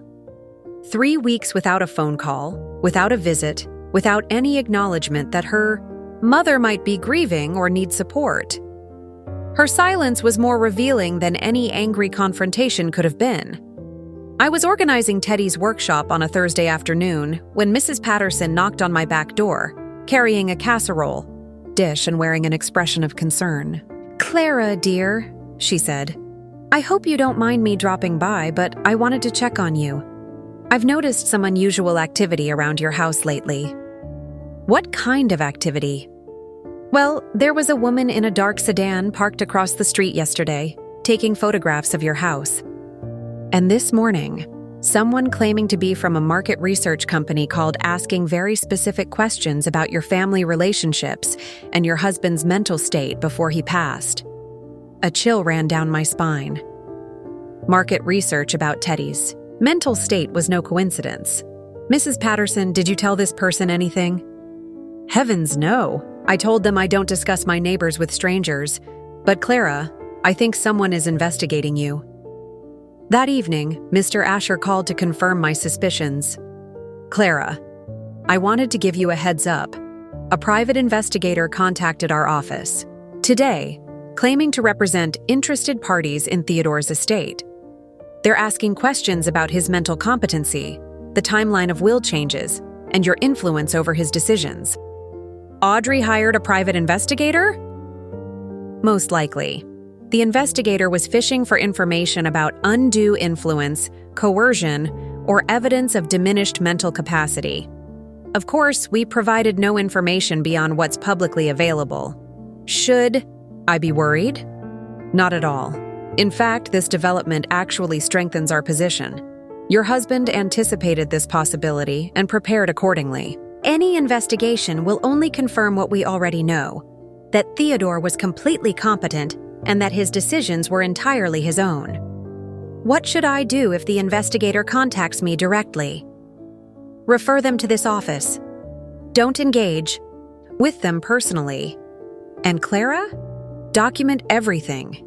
If they're taking photographs or interviewing neighbors, keep a record. It may be useful later. The next morning brought a knock on my door that I'd been half expecting.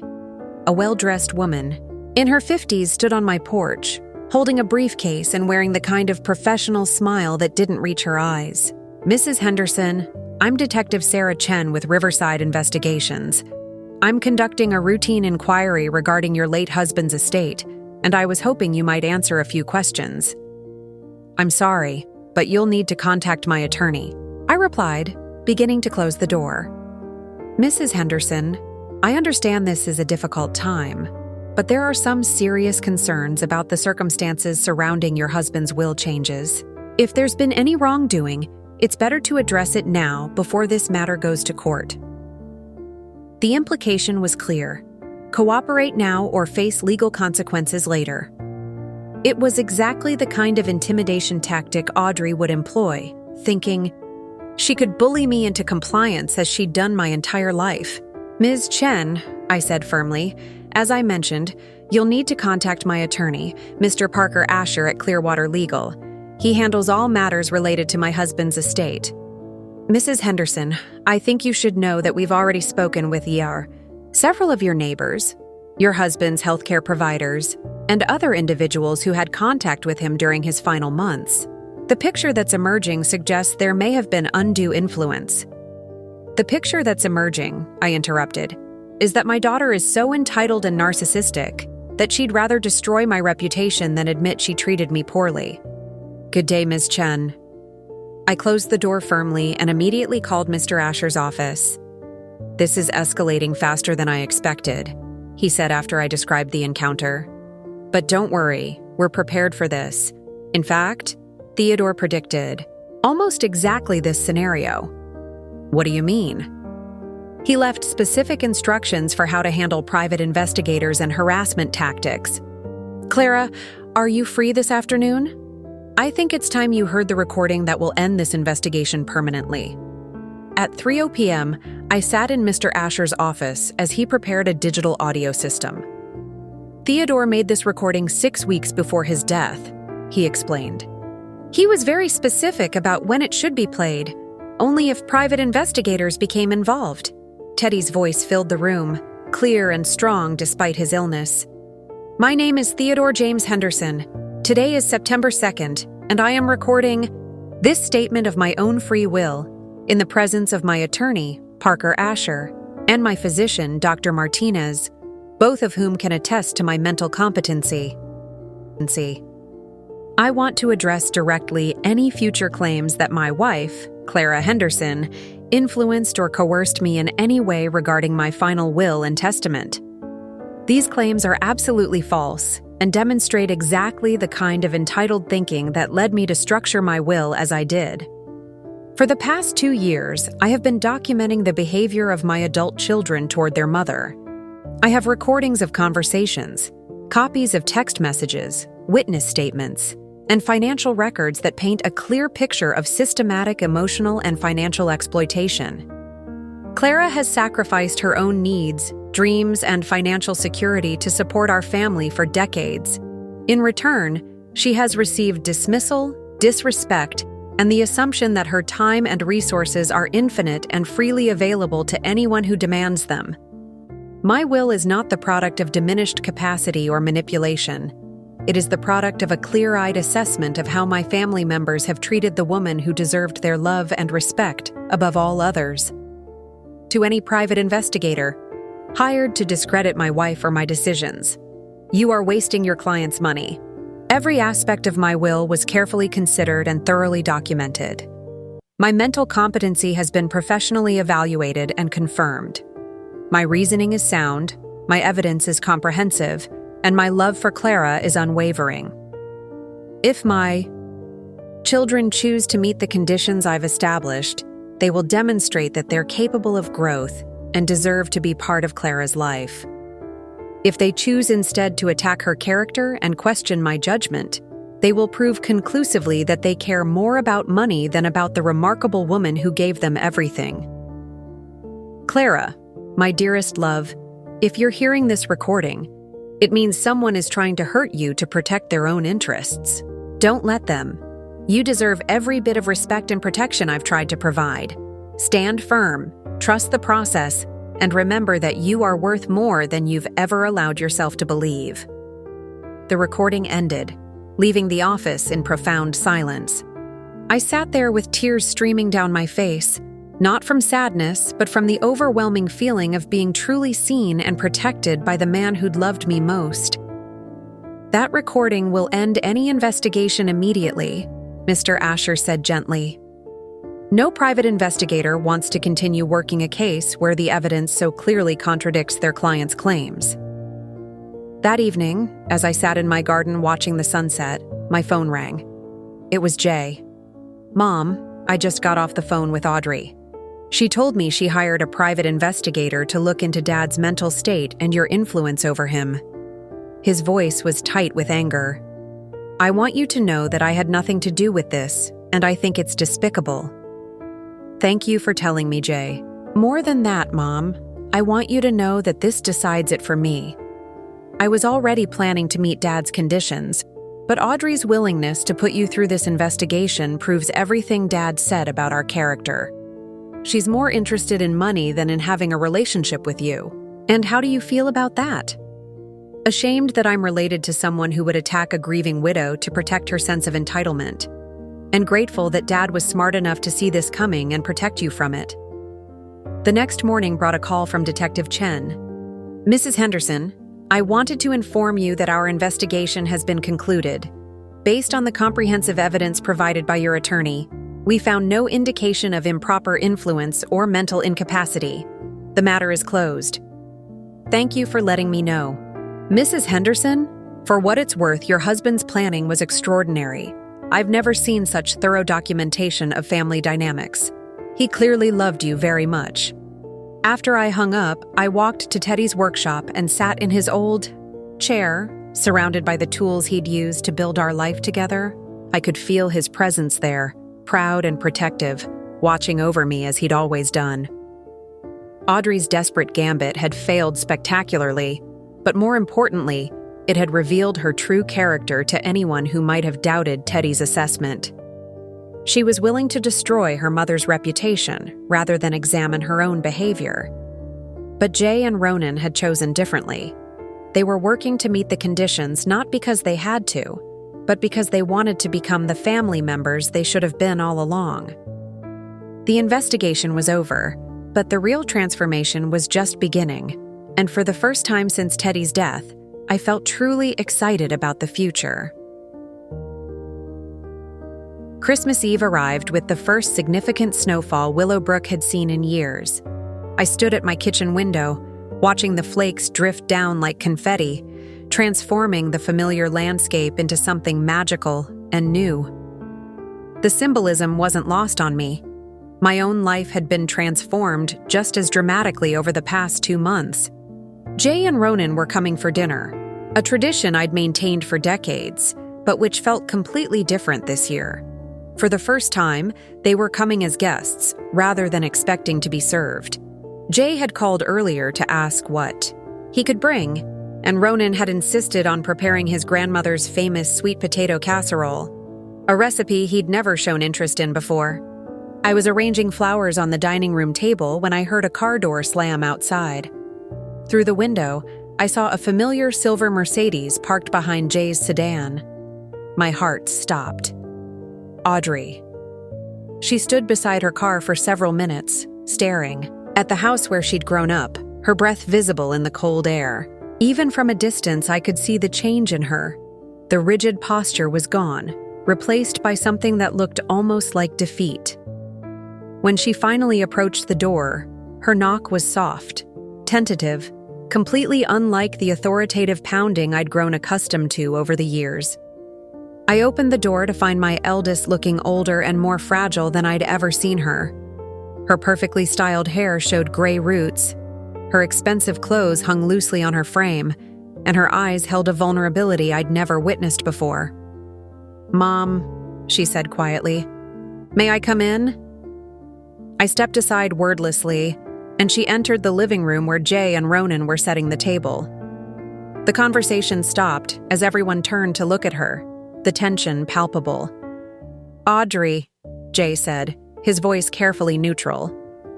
"We weren't expecting you." "I know. I wasn't sure I'd have the courage to come until I was actually in the driveway."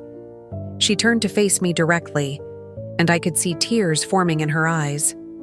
"Mom, I owe you an apology, not just for having you investigated, but for 42 years of treating you like you existed solely for my convenience." The silence in the room was profound. Everyone seemed to be holding their breath, waiting to see if this was genuine remorse or another manipulation. "I've spent the past month in therapy," Audrey continued, her voice breaking slightly. "My therapist helped me realize that I wasn't really angry about Dad's will. I was angry about being forced to confront the truth about myself." She reached into her purse and pulled out a folded piece of paper. "This is a letter I've written detailing every instance I can remember of mistreating you, asking for your help without offering assistance in return, and dismissing your needs in favor of my own convenience. There are 37 specific incidents listed, and I'm sure there are many more I've forgotten or was too self-absorbed to notice." I took the letter but didn't open it immediately. "Audrey," I said carefully, "what do you want from me?" "I want to try to earn your forgiveness. I want to meet Dad's conditions, not because I care about the inheritance, but because I want to try to have a real relationship with you before it's too late." Jay leaned forward in his chair. "Audrey, it's going to take more than one apology to undo decades of damage."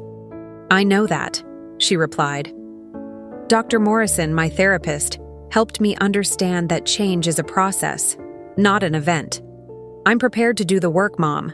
I'm prepared to prove that I can treat you with the respect you deserve." Ronan spoke up for the first time. "What changed?" 2 months ago, you were convinced Mom had manipulated Dad." Audrey's face flushed with shame. 2 months ago, I was so invested in being right that I couldn't see the truth. The private investigation forced me to really examine the evidence Dad had compiled, not with the goal of discrediting it, but with the goal of understanding it." She turned back to me. "Mom, when I listened to those recordings of myself talking about you, I heard someone I didn't recognize. Someone cruel and dismissive and completely lacking in empathy. I heard myself reducing you to a function rather than acknowledging you as a person." "What specifically made you change your mind?" I asked.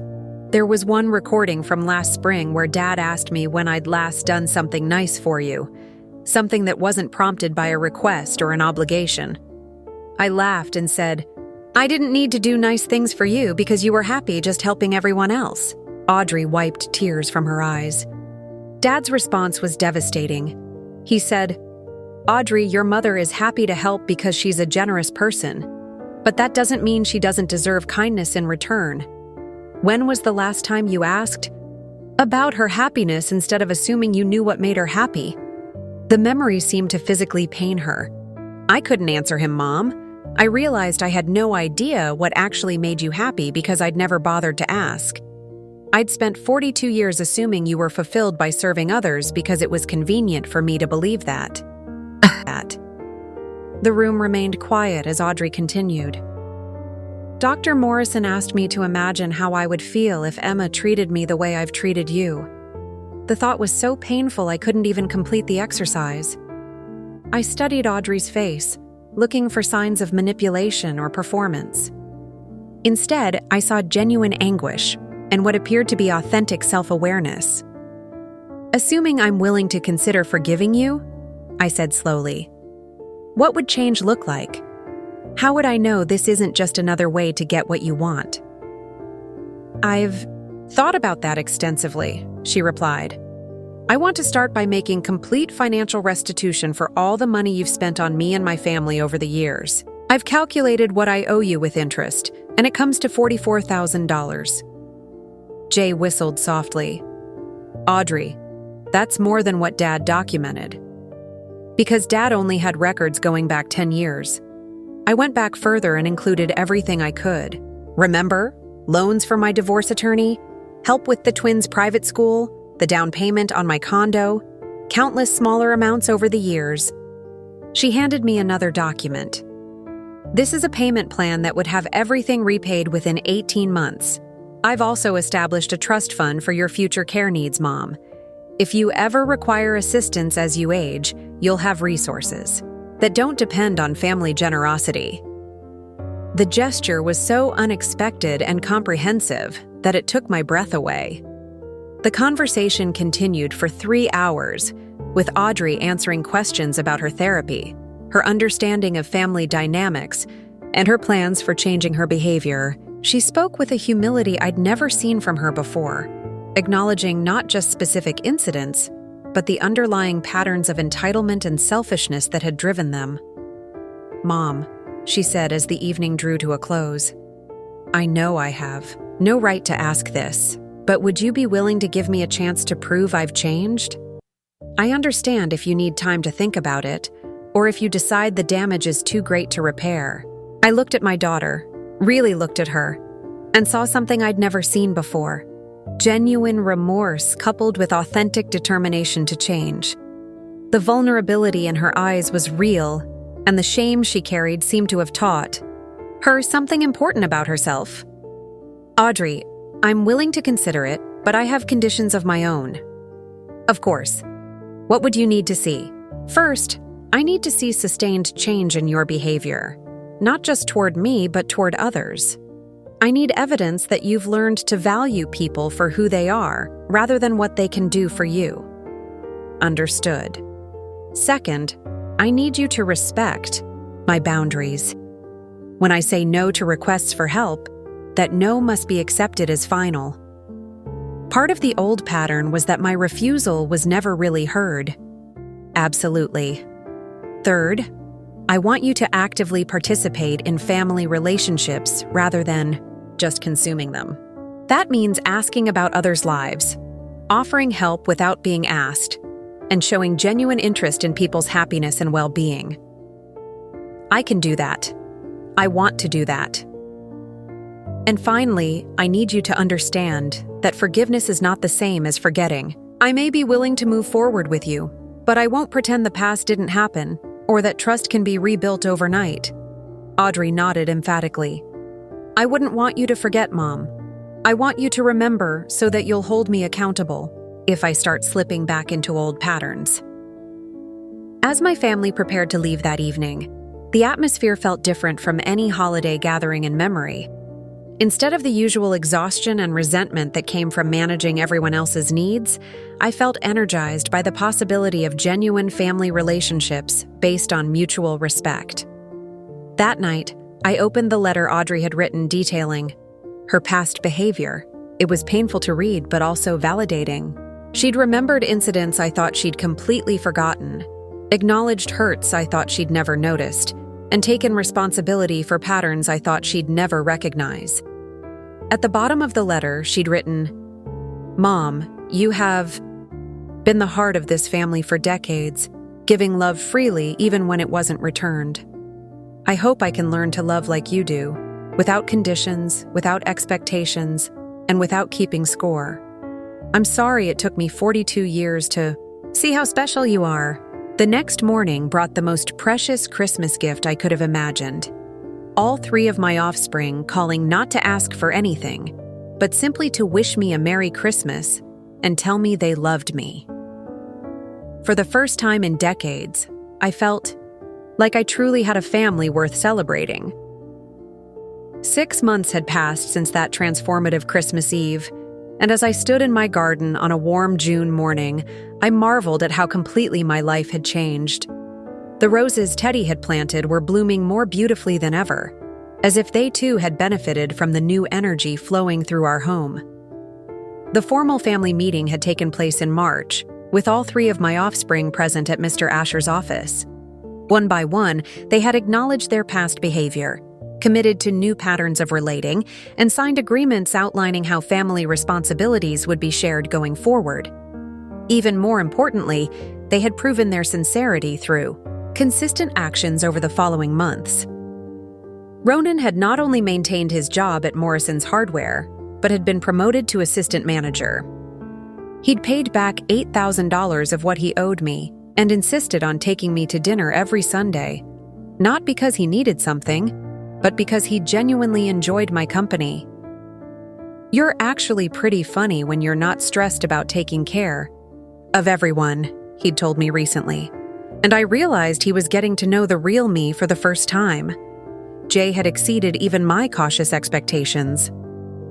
He'd involved me in major family decisions, remembered my birthday without prompting, and most surprisingly, had started bringing Sophie over for grandma afternoons, where we baked cookies, and I taught her the piano pieces I'd never had time to play for my own offspring. When Lila had been hospitalized with appendicitis, Jay had insisted on hiring a cleaning service for me, rather than expecting me to handle their household needs during the crisis. But it was Audrey's transformation that remained the most remarkable. She had completed 18 months of therapy, established that trust fund for my future care, and begun volunteering at the senior center downtown. More importantly, she had learned to ask about my life, my feelings, and my plans as if my happiness genuinely mattered to her. "Mom," she'd said during her last visit, "I've been thinking about your dreams. You used to paint watercolors before you got so busy taking care of everyone. Would you consider taking an art class with me? I think I'd like to learn something that doesn't involve profit margins and competition." The woman who had once dismissed my interests as irrelevant was now seeking to share them. The daughter who had seen me only as a service provider was learning to see me as a whole person with my own desires and talents. Mr. Asher had called the previous week to finalize the inheritance distributions. All three of my offspring had met Teddy's conditions completely, earning their portions of his remaining assets.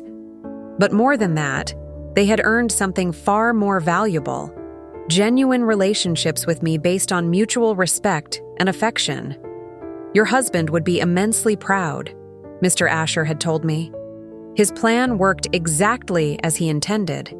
He either forced your offspring to become the family members you deserved, or freed you from people who were never truly family to begin with.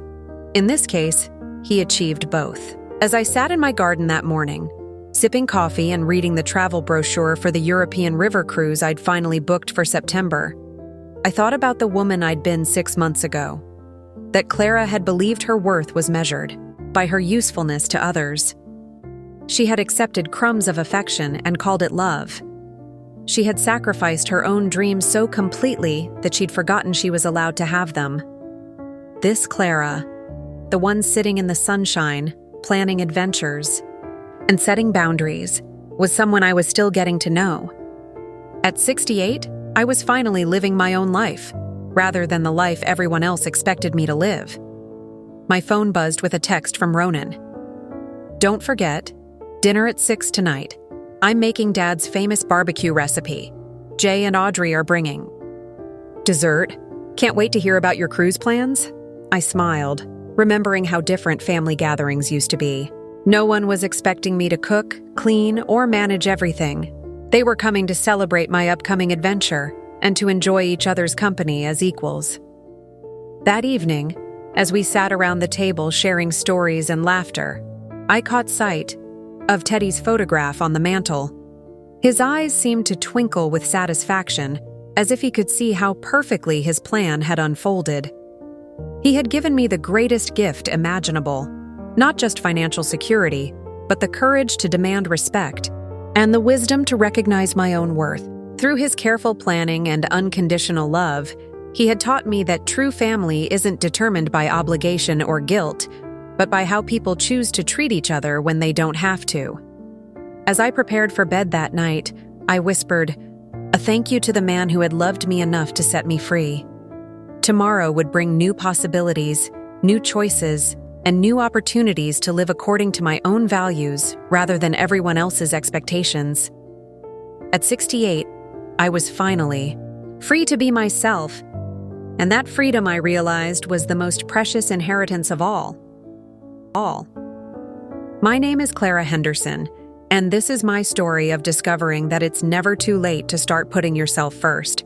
It's never too late to demand respect. And it's never too late to begin the life you truly deserve.